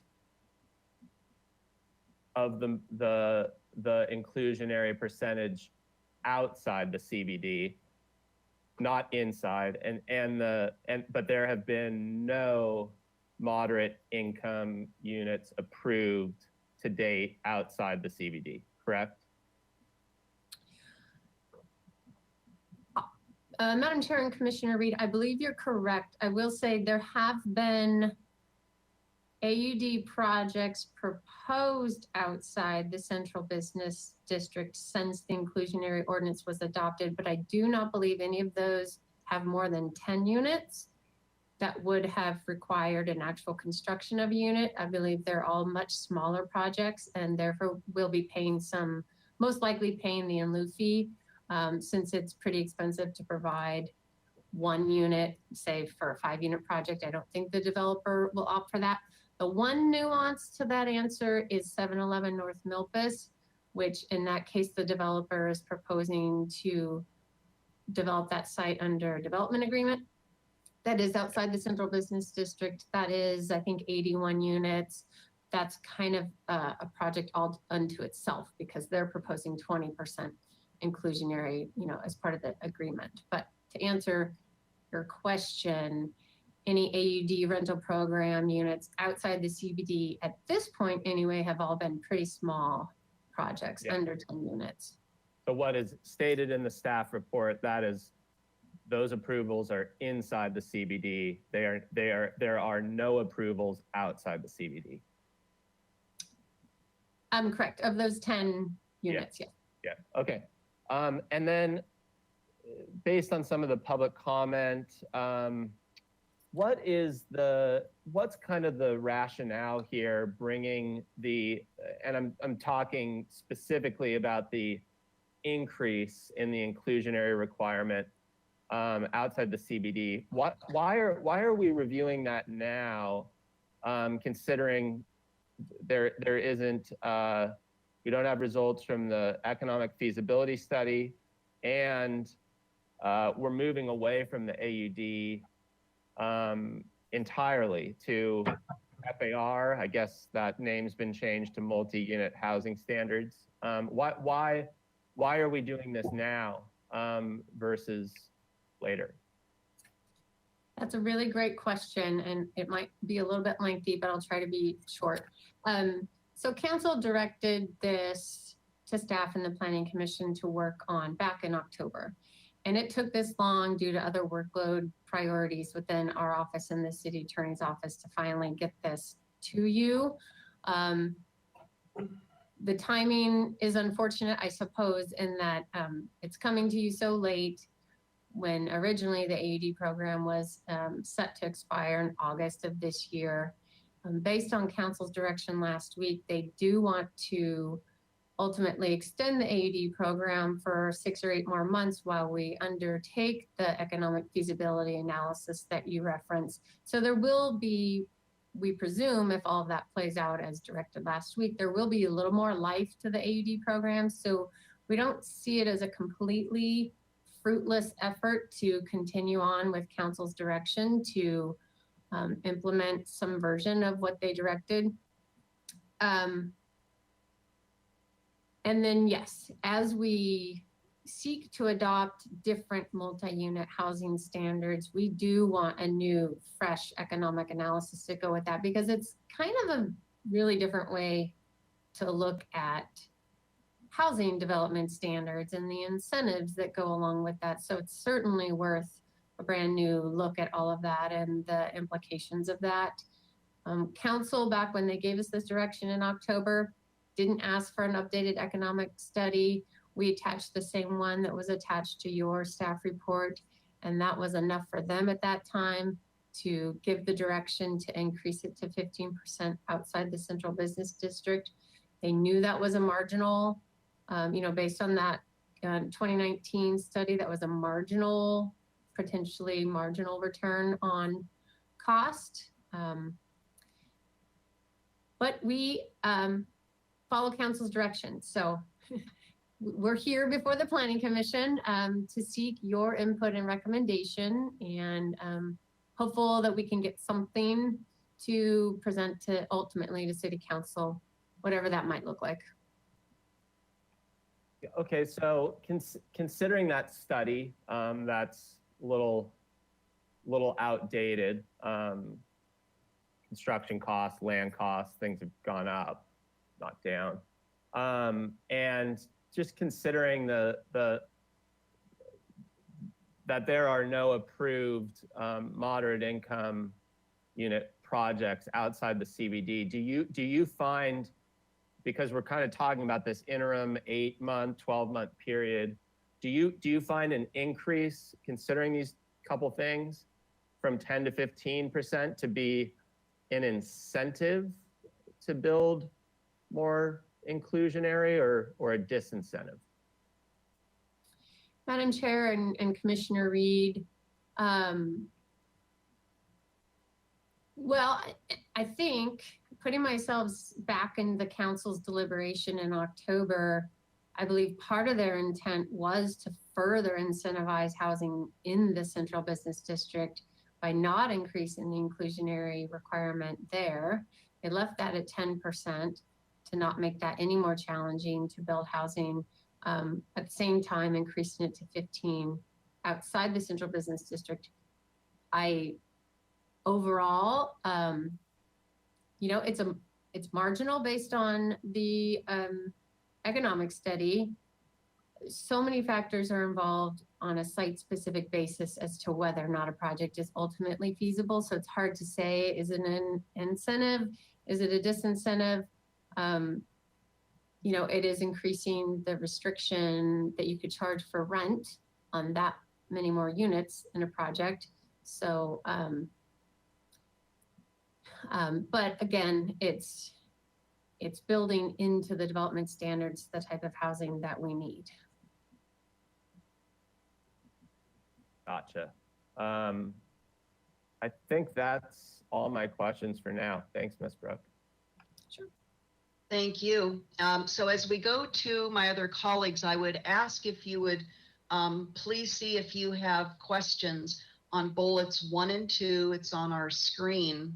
I've been in discussion with Ms. Ostranger with some directional advice as to how we might ultimately proceed after deliberations in terms of packaging a kind of vote that hopefully may prove to have a majority of commissioners' support, and I'll talk about that more when we get there. But for now, we're still in questions. Commissioner Wiscombe, please. Thank you, Madam Chair.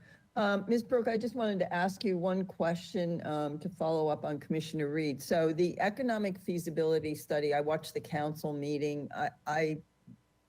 My understanding was it's going to be done within about 2 months. Is that correct? No. No, Madam Chair and Commissioner Wiscombe, I think there was a news outlet that reported that we anticipate the economic feasibility study. Well, in fact, how I described it to the City Council is I expected it to be somewhat of an iterative process with your commission, because we will be before you in just a couple of weeks now with Florida lot area ratio discussion and to keep advancing that work effort, so that we have a little bit more solid assumptions for our consultant to put into the economic feasibility study. And then what I expect will happen is that they'll run some scenarios with those assumptions. We'll vet those with the Planning Commission and start to try to merge these two things, our development standards and the feasibility of those development standards. So I expect that to take 6 or 7 months, really, until we are ready to present that work to the City Council. Okay, so, and will that come to the Planning Commission before it goes to City Council? The study itself, is that what? The study itself, yes, combined with the recommendations for FAR. It might depend. I don't want to definitively say yes or no, because we have, based on last week's direction from council, we feel like we have a pretty good idea of how we should direct our consultant. But there may be a period where we want to check back in with council briefly before we get too far down the road with them. If we feel like we're all on the same page, we could proceed, and then Planning Commission would be the first body to see that draft. Okay, and just as a follow-up question, having watched the FAR presentation at council, I'm just thinking about property developers using the AUD program. I mean, most of them will want to wait, right, until after the FAR is finalized to develop their property, because they're going to get a lot more units than they are under our AUD program. Is that correct? Madam Chair and Commissioner Wiscombe, yes, absolutely. In fact, there's a couple developers I've been talking to who are in the early stages of working on proposing housing projects in town. And they're asking me, can we submit now with the hopes of, not getting to actual action, decision-making on the project until FAR is adopted. And so they want to continue making progress, but not really under the AUD program's parameters. So are you seeing, maybe it's too early, but we've been talking about FAR for a while. Are you seeing a slowdown in AUD applications at this point in time? Well, that's an interesting question because like I said, there are still some bigger projects at the conceptual stage being submitted, but their ultimate goal is to not get entitlements through AUD. So yeah, we are still seeing some, but they're anticipating changes to the standards that would let them get potentially more than 63 units to the acre. In the meantime, we are still seeing smaller projects. We are seeing, 4 to 9 unit projects coming through. Those haven't necessarily slowed down, but we've saw a slowdown in the bigger AUD projects probably going back a year and a half ago, really. Okay. Thank you for that. So what's your opinion on whether we should wait until the economic feasibility study is done? I mean, we're dealing with pretty old numbers here, and construction costs have gone way up. I know lumber is skyrocketing, and I would imagine, I'm not in the construction industry anymore, but I imagine that other costs are going way up. So do you feel that we're dealing in the addendum to the report that we have in the packet? I mean, I kind of feel like we're dealing with old information that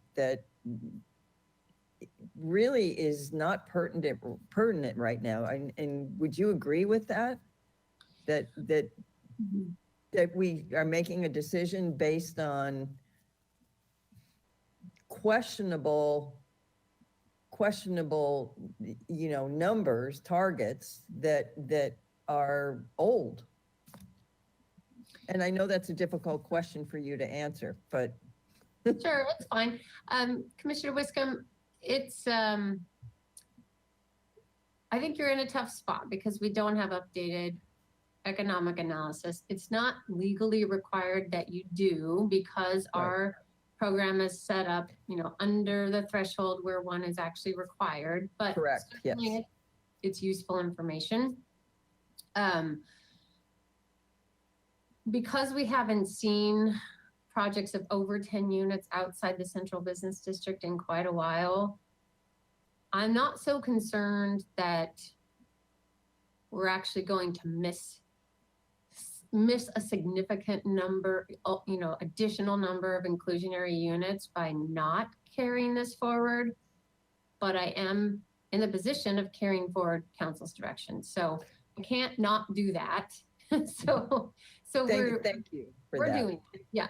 Thank you for the candid answer to that question, because that's really where I struggle, and I think probably a lot of my fellow commissioners struggle is just the outdated material that we're dealing with. I mean, we saw the Kaiser Marson report years ago, and then we saw the addendum, and there's questions on that, and so I'm just thinking, based on the current economic reality of construction, that we're dealing with something that maybe is moot at this point. So I appreciate your candid answer. And that concludes my questions, Madam Chair. Thank you. Thank you, Commissioner Wiscombe. And again, I'll come back to my colleagues after we have finished our questions with a proposal in discussion with Ms. Ostranger about perhaps how to fashion a motion that would reflect the majority of the commission's direction.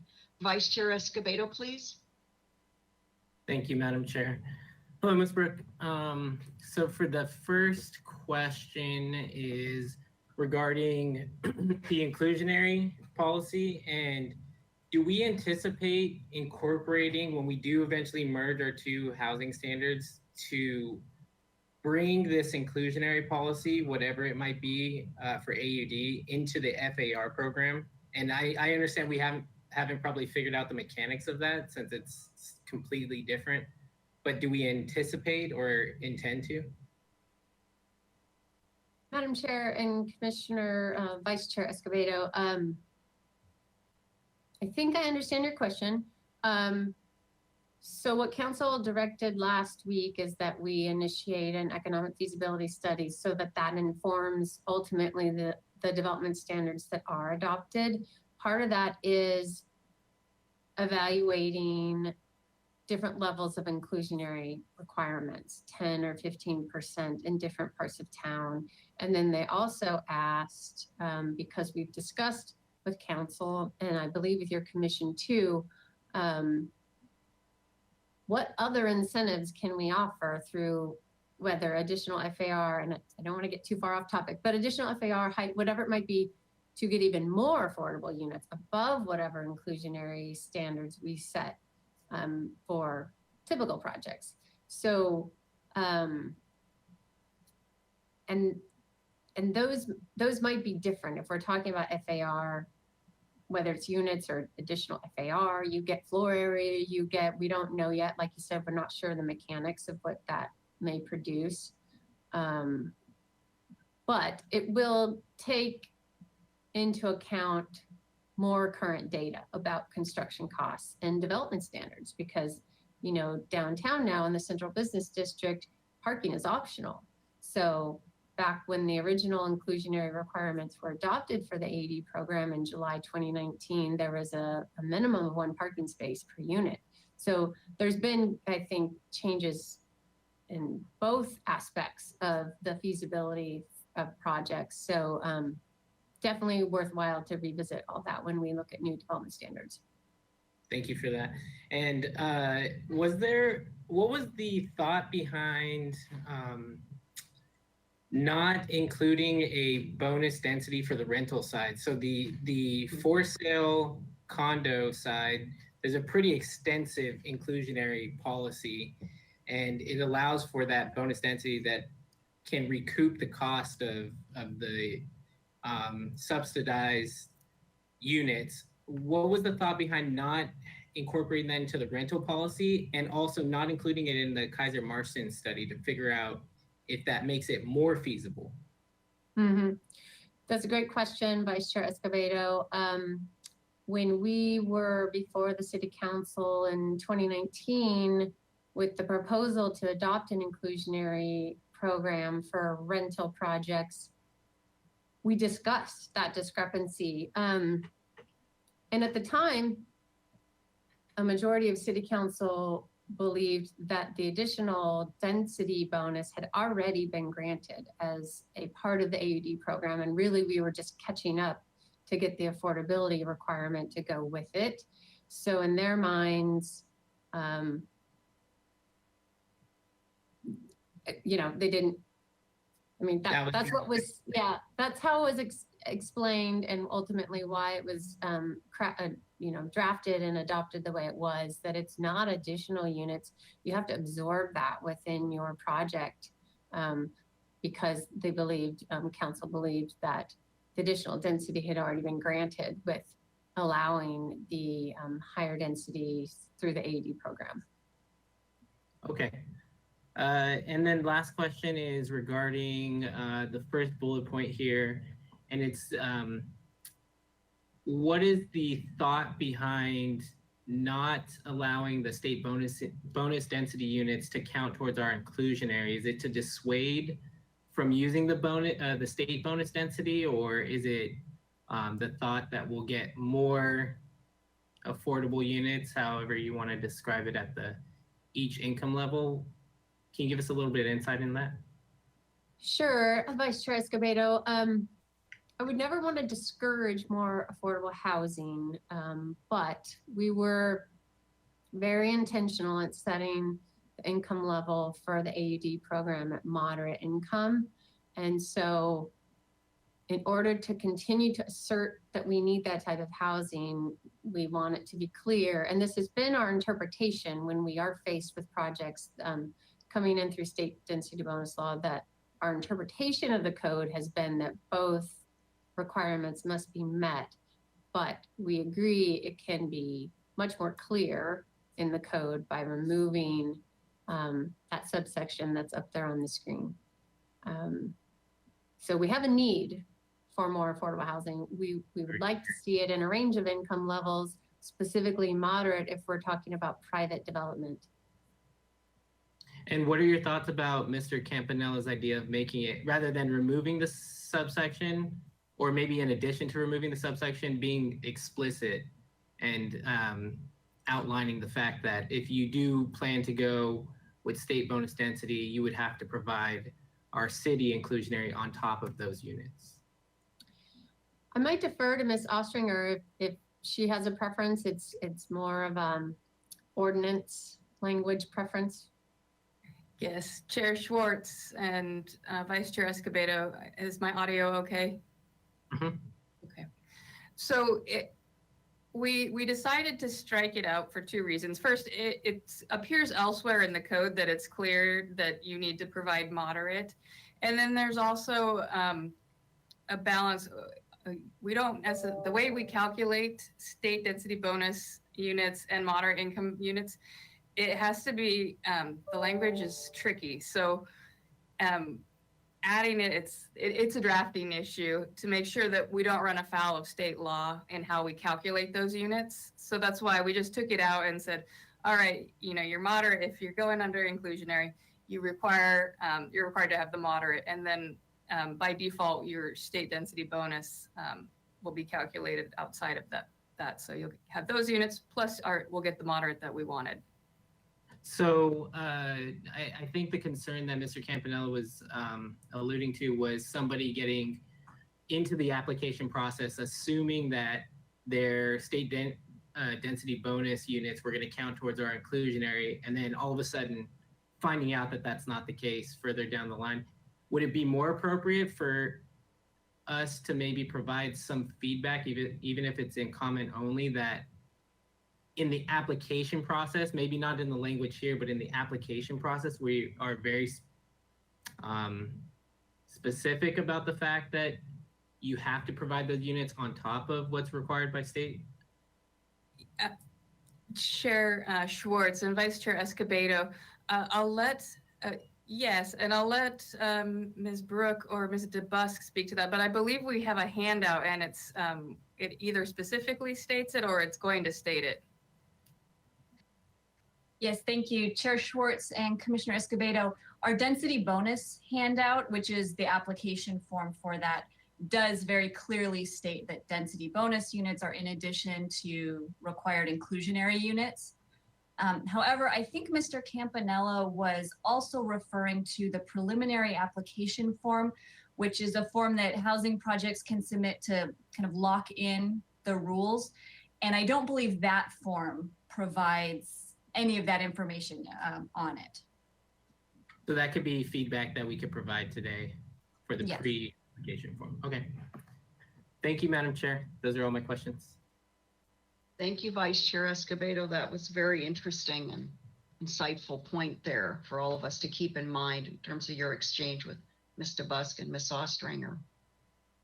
Okay, any other questions of staff before we go to deliberations on these 3 bullet points? Commissioner Higgins, please, questions? I have a question for all of my fellow commissioners.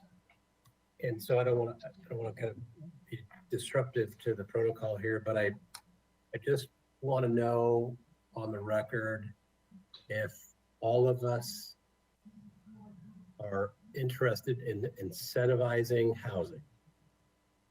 I guess everybody's got an answer that might sound like yes, but under these circumstances. I just am tempted to ask, just first, is the answer yes? Commissioner Higgins, where are you going with your line of inquiry? Can you help me with that? Yeah. Adding hiking the inclusionary rate is a disincentive. So I don't know how we do both. I don't know how somebody is going to try to do both, but I don't know how the council thinks they're going to do both. But I just want to know if there's interest. I mean, for real sincere, do we want? It's just a question. It's a rhetorical question for the city, because I want to know where to go. I want to go where the majority of everybody's going, and maybe all of us are heading the same direction. But the city has to answer that question, because it gets so into the details into the weeds on how. I just want to know if everybody wants to incentivize how, because I don't know the answer to that question. Well, I don't want to step in if somebody wants to respond to you in terms of some interaction here, but since we're going to move into deliberations momentarily, maybe now is the time for me to offer from Ms. Ostranger, again, my interactions with Ms. Ostranger, a proposed potential structure of a motion, if this is of interest to the majority of the commissioners. And I don't know if this speaks to your rhetorical or otherwise question, Commissioner Higgins, but for example, and it's just an example, if this doesn't satisfy certain commissioners, you don't have to go with this kind of motion if somebody wants to make it. But again, it would entail something like the commission is supportive of, let's say, X and Y, and that would be the first two. Are you going to help me, Ms. Ostranger? Can I keep going? Okay. Supportive of the first two bullet points. Amend municipal code, I read that. Amend municipal code, I read the second bullet point. And continue the third bullet point, which speaks to inclusionary, to a specific date. I don't know if we can find a specific date, but let me just keep going. For further deliberation. And I don't know if we need to give a reason, but what I'm hearing from a few commissioners, and I know we've received this in public comment, is pending the availability or the delivery of the results of a new council-directed economic feasibility study. Something like that. Does that sound right, Ms. Ostranger, from Well, what Chair you and I Schwartz, discussed? thank you. So that was when you and I had our discussion previously. I hadn't anticipated that the commissioners may want to continue this due to time. I'm of course happy to stay as late as you want me to and as late as you need me to.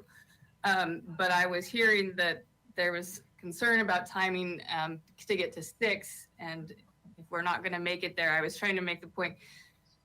We can't really take, if we're going to continue an item, we can't split it up with separate motions. So I was trying to, what I was suggesting is if the commissioners do deliberations at some point and it becomes clear that perhaps the majority is supportive of the first two and they just want to put that on the record, it's not approving it. And remember, we're just making recommendations to council, but so that put it on the record and then continue, but still continue the whole item, that it might help direct the conversation if this does need to be continued. Well, Ms. Ostranger, let me ask you, just for clarification then for all of us. For example, the second bullet, the mobile home park item. I mean, I'm just saying I don't know where my colleagues might want to go with this. If we just want to conclude that today, couldn't we conclude the first bullet, conclude the second one? And if there's a differing view of the timing of taking up the third one, inclusionary, and we could put some language in that vote, I don't know, not without a firm date, but referencing this, the results of a new economic feasibility study, something like that, if that were of interest to the commission? So I should be clear. It's a recommend. If that's the vote, then I don't think it's necessarily a continuance. We have direction from council that we need to move this forward. So if that would be more of a motion to count that council continue the item, I think is what you're saying, until the report is out. That's different than continuing it so that we have to say next week so that we can have continue our deliberations and then craft a final motion of whether you support or make a recommendation to council. Did I Okay, so that third item would be something to the effect of, we recommend that a delay in increasing consideration of inclusionary outside of CBD pending or upon evaluation of the results of the new economic feasibility study, something like that. Yeah, I don't want to presuppose what's going to come out of deliberations, but yes, that would something, if that were of interest to the commission. Okay, I'm just trying to help us kind of start to guide, create a lane or multiple lanes for us. So thank you. So hang tight if you could. Is there anything else you want to say before we go to Commissioner Wiscombe? All right, thank you, Chair Schwartz. I don't want to delay your deliberations. Just making clear the point that we can't at this point separate the two motions, the two pieces out. Okay, I understand. That's too bad. I think it could actually help if we could, but there we go. Okay, Commissioner Wiscombe. Thank you, Madam Chair. Because we've had some developments and we're looking at FAR and the economic feasibility study that is getting underway now. Am I hearing correctly that we can't separate out bullet point 3 from bullet point 1? Is that what I was just hearing? Or can I make a motion on bullet point 3? So it's a single motion. The motion could include something along the lines of, I'm going to go backwards. The commission recommends that council approve bullet points 2 and 3, but not 1.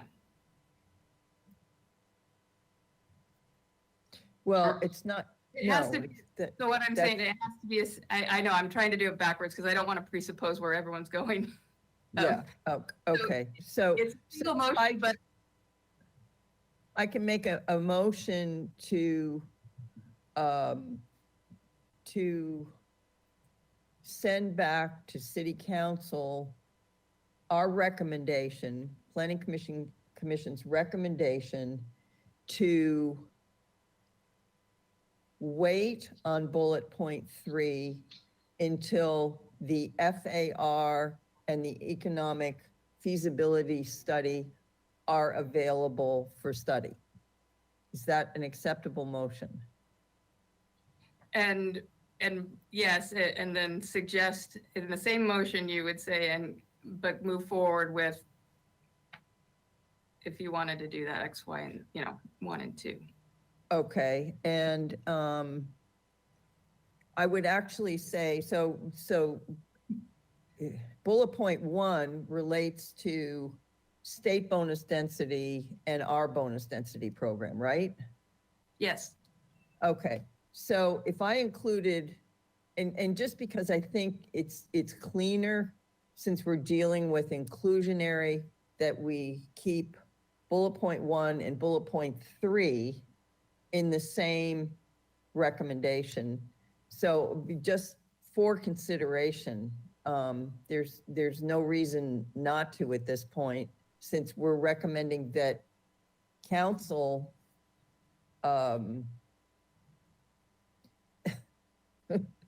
we're recommending that, you make me nervous, Ms. Ostrey. I'm sorry.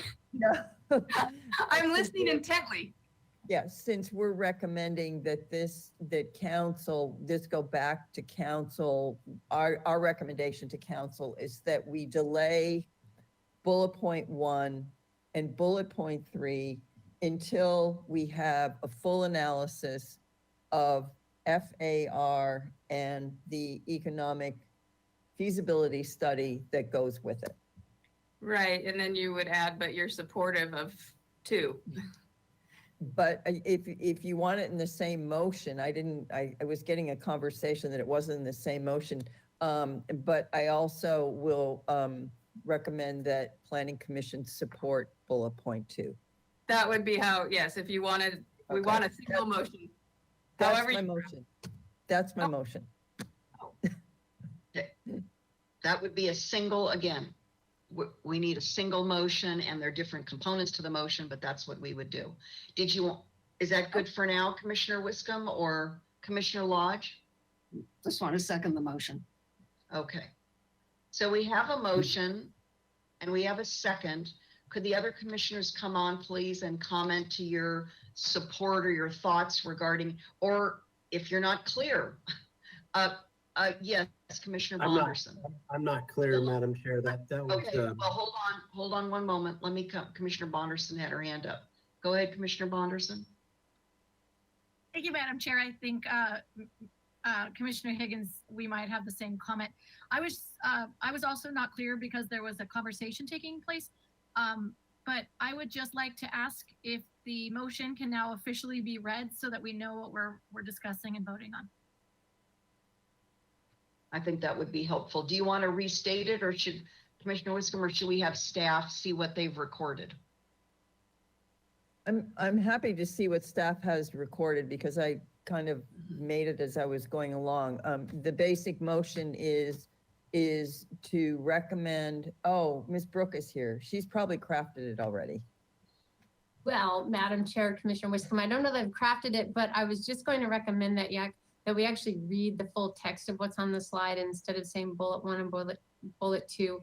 I will make an attempt at it if I think I understood you correctly, that the Planning Commission recommends that the City Council amend Santa Barbara Municipal Code Chapter 30.150 by removing subsection 3150.110D and amend Santa Barbara Municipal Code Section 3150.090A to clarify the AUD program development standards do not apply to mobile home parks, and that City Council defer action on amending SBMC Section 3150.110 to increase the inclusionary requirement for AUD rental projects outside the CBD until completion of the pending economic feasibility analysis.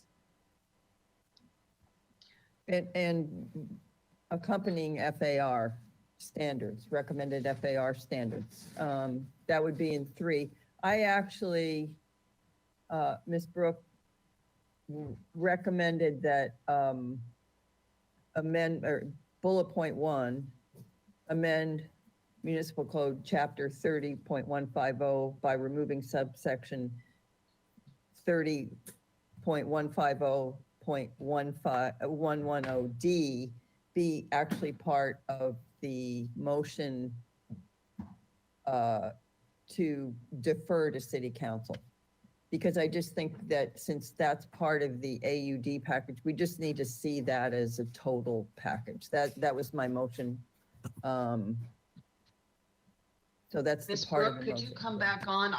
I heard what Commissioner Wiscombe, I also heard that same thing. So I know we need to read everything into the record, but I heard Commissioner Wiscombe group bullets 1 and 3 together as a delay for a particular reason, but moving forward with support now on bullet point 2. And again, we'll read everything into the record. But is that right, Commissioner Wiscombe? And then Commissioner Lodge seconded that? Okay. Okay. Commissioner Lodge? I misunderstood that.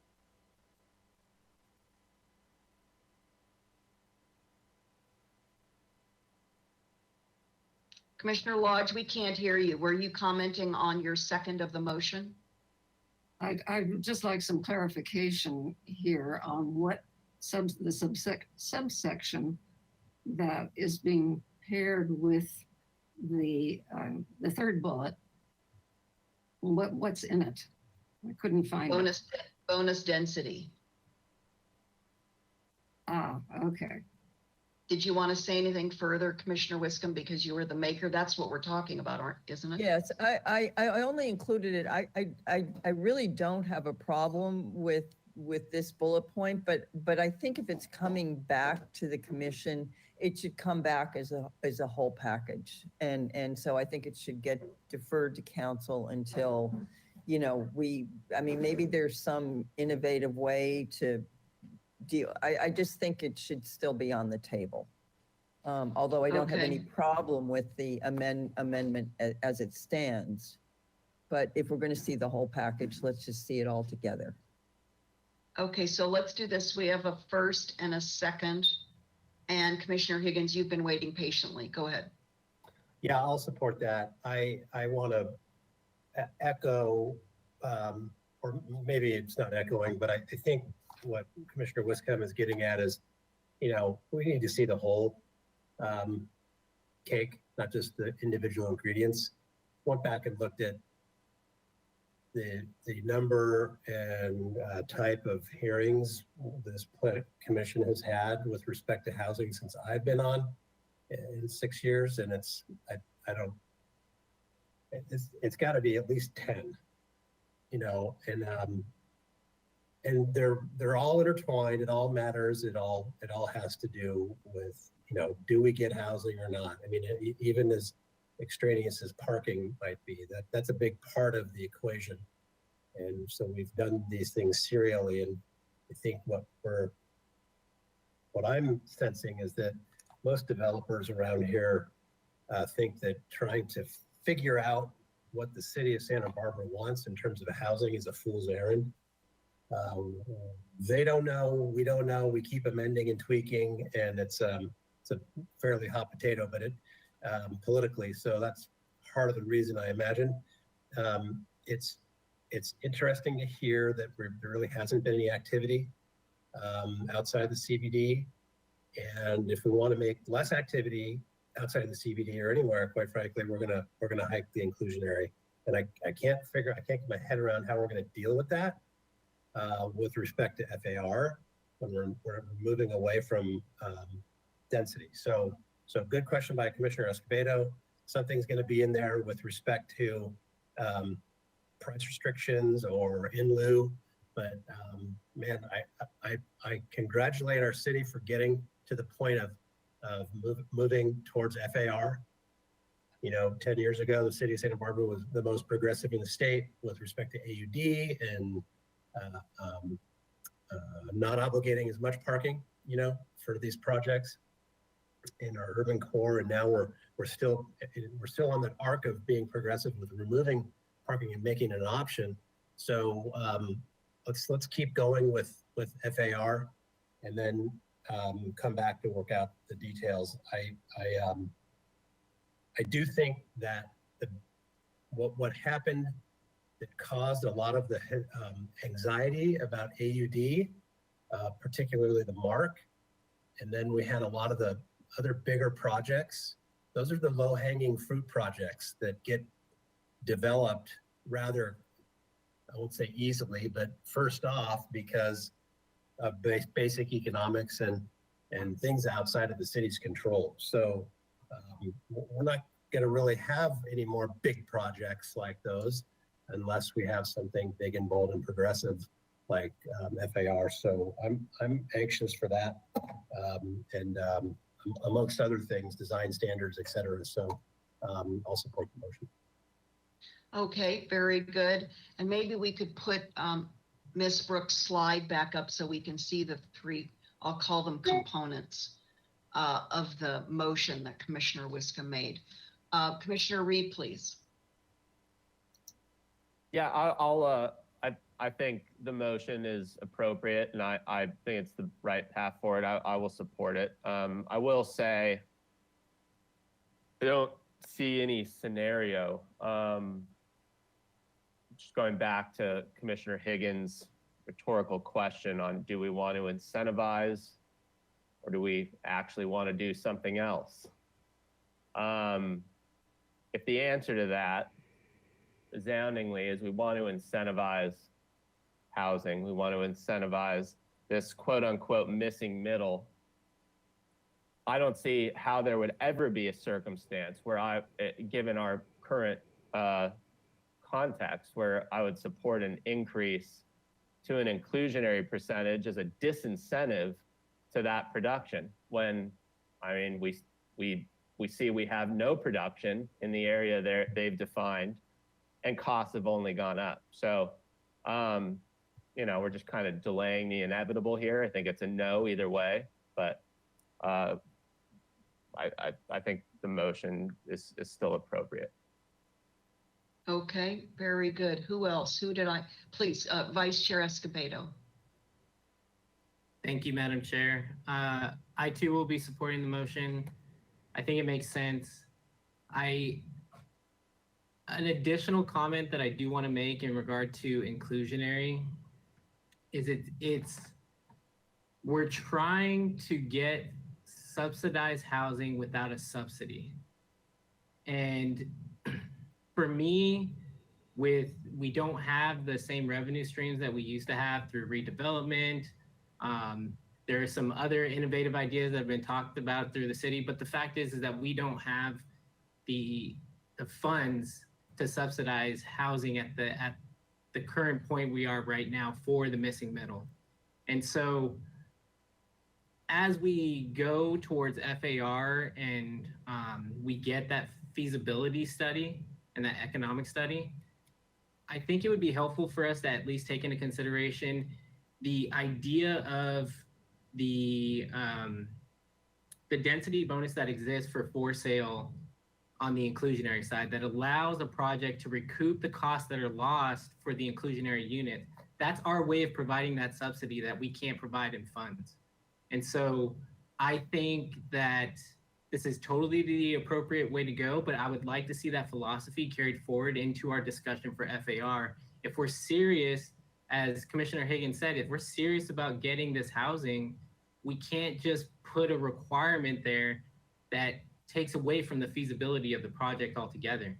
We have to, at some point, make it worthwhile for the developer. And I know that doesn't sound like the most exciting thing for many in our community when we say make it exciting for the developer, but that's how we do it. That is the same exact thing as us providing the funds to subsidize those units. So I'd like that to be a part of the discussion. And also, I would like the explicit language that exists on the application right now in regard to state density bonus to also be on the pre-application, so that those that are trying to get vested rights through the pre-application process, that they know upfront that our inclusionary unit or the state density units do not cover our inclusionary, so that they don't get further in the process and realize that they didn't have vested rights.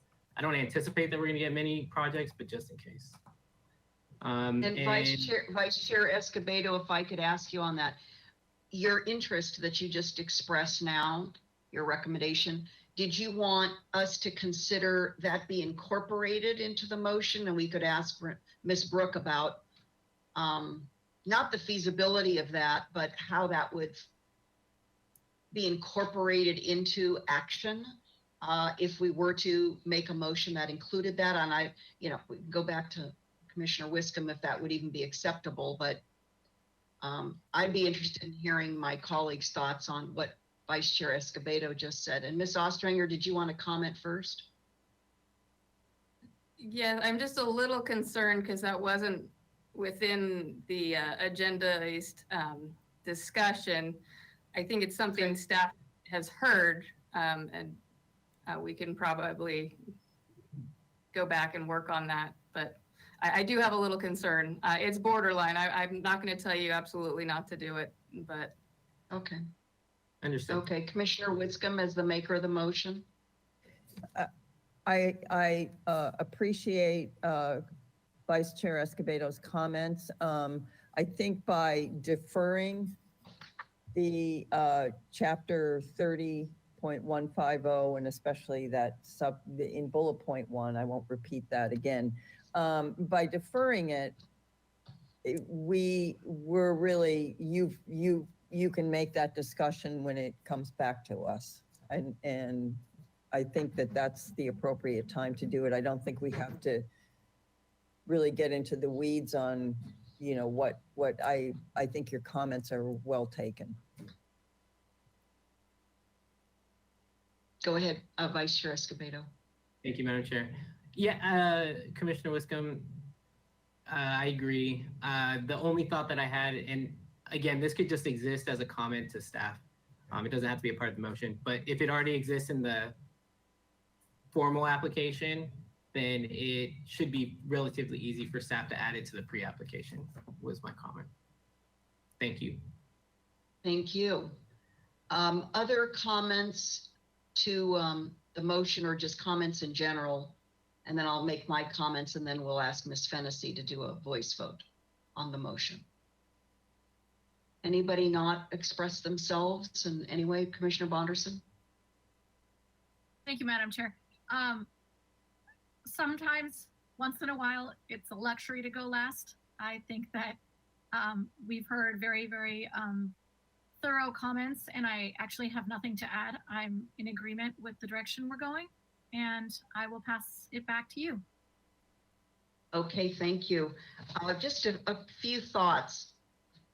We have struggled for so many years with trying to find the right policy tools, the composition of the tools to incent the right kind of housing in the right areas of our community. And when I learned recently that over 90% of the rental housing that's been built and is owned and operated is by the private sector in our city, that's a strong billboard statement to us all that we have to find the right collaboration and the right incentives, these right tools to truly encourage the private sector to bring rental housing applications forward. It's not just outside the CBD.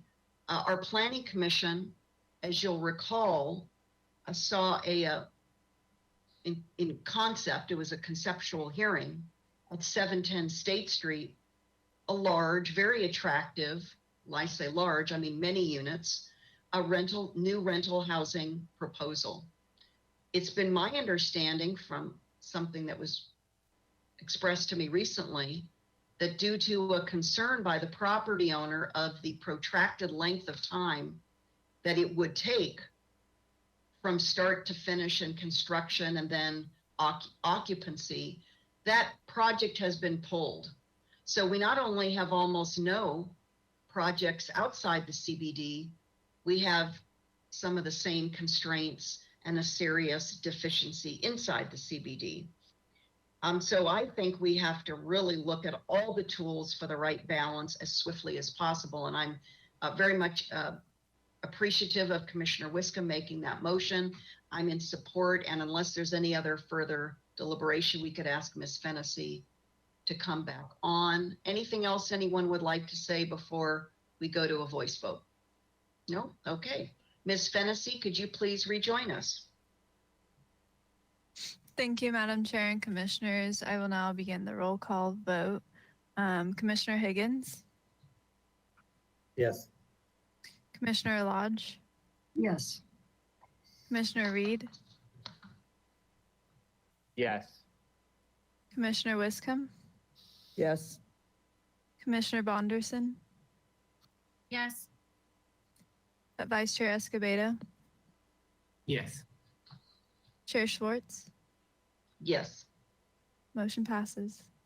Thank you very much. And I'm hoping that after some back and forth, the motion was clear. I guess staff will let us know if there's any confusion about it. We had to go back to actually reading the language that's on the screen as opposed to our shorthand reference to what we were referring to versus these three components today. So with that, this was a recommendation, so we don't have to announce anything else. This item is concluded unless staff would like to comment otherwise, and we can just go now right to our final administrative agenda, the committee and liaison reports. Commissioner Chair, Higgins, please. Yes. Nothing out of the ordinary with show, just continue to see coastal zone related ADUs being announced as decisions are ministerial, in theory at least there, and front yard and side yard modifications. I have a quick report on the Highway 101 Design Committee, and you can fill in because I was only able to attend about half of it. We continue to talk about the Hot Springs roundabout design and how that's going to interact with how that's going to work for pedestrians. There's a lot of discussion about how pedestrians are going to connect from Old Coast Highway above, down below.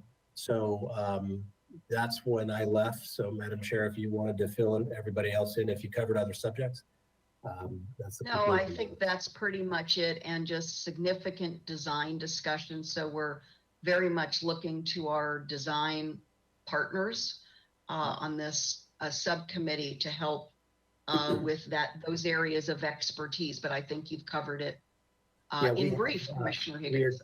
We're definitely relying on our the design partners, but I think what you mean are the volunteers that are on the HLC and ABR. So for their input. Yes, right. We have and consultants and the consultants on the project as well. And David city Black and staff is- others. Yeah, sure. City staff is there too. So we have at least 3 more of those meetings, correct? Yes. Okay. All right. Thank you, Madam Chair. Yeah, we just concluded meeting number 8, so we have more to go. Commissioner Bonderson, anything to report out? Yes, thank you, Madam Chair. I have a few items from ABR. And I have 4 in total that cover a few dates. And I'll try to go through them really quickly.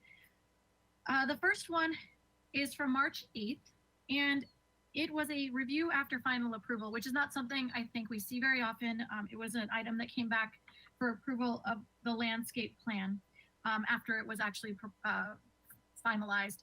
But I felt that it was interesting enough just to share.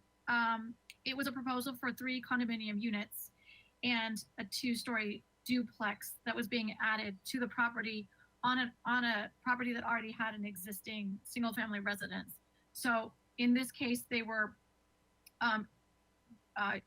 trying to accomplish adding livable space. It's a medium density residential property that allows 10 dwelling units per acre. So it's always nice to see when projects are adding more housing in our community. That's all I want to say about that. It was approved. Secondly, the next item is from March 22nd, and it is a project that we have seen at Planning Commission, so it will be familiar to all of you, at 825 Delavina. And just as a reminder, it was a 4-story mixed-use project on a site currently developed with a private surface level parking lot using AUD, using the AUD program. And it 2 of the units were designated for inclusionary housing, and its proposed density is 62 dwelling units per acre on a site within the priority housing overlay, which allows between 37 and 63. So that's at the top end. It's always nice to see. And final approval was requested, and that project moves forward. The next item actually came before ABR twice since we've spoken. And that was at 712 West Anna Pamu Street. It was seen on March 22nd and then returned on March 29th. And it received project design approval and final approval. And so at this moment, it is within the 10-day appeal period. This project was a proposal for an alternative open yard design and lot area modification to legalize the conversion of a shared storage room to an additional bedroom serving the ground floor. of an existing 8-unit apartment building. So I thought this was interesting and worthy of sharing because it's a change of use situation where they're changing the use of a shared storage room to add an additional bedroom and get more livable space within our community. Last but not least, going back to the March 22nd agenda, ABR saw a project at 920 Summit Road. And this is interesting because this is a project that is going to require feedback from the Planning Commission. So this is a proposal to permit an as-built family recreational site improvements to an event lawn of the Montecito Country Club. And as I mentioned, it is going to require feedback from Planning Commission on the requested changes. So we should keep our eyes open for that. This project has been approved for project design, and it's been continued 2 weeks. So we will be seeing it quite soon, at least back at ABR. So keep your ears and eyes open. Okay, we will do just that. Commissioner Wiscom, any reports? Thank you, Madam Chair. Just briefly, the chairs and vice chairs of HLC and the De La Guerra Plaza Revitalization Subcommittee met with staff in a meeting, and we are, I think, on our way to a joint meeting between the subcommittee and HLC, and I think it will be scheduled for sometime in May. Date to be determined. I'll keep you up to date. Thank you. Okay, interesting development there. Okay, that concludes our items for today. And unless I hear from staff that we've overlooked anything, I believe we are ready to adjourn. And so please follow the Planning Commission's agenda by going to the city website, looking at our page there. Things are sometimes very fluid. Commissioner Higgins, did I see you come on to say anything in closing? No. Okay, that was a fluke of a webcam thing. There we go. So with that, I think we are ready to adjourn. It is 5:46. Thanks to everyone. See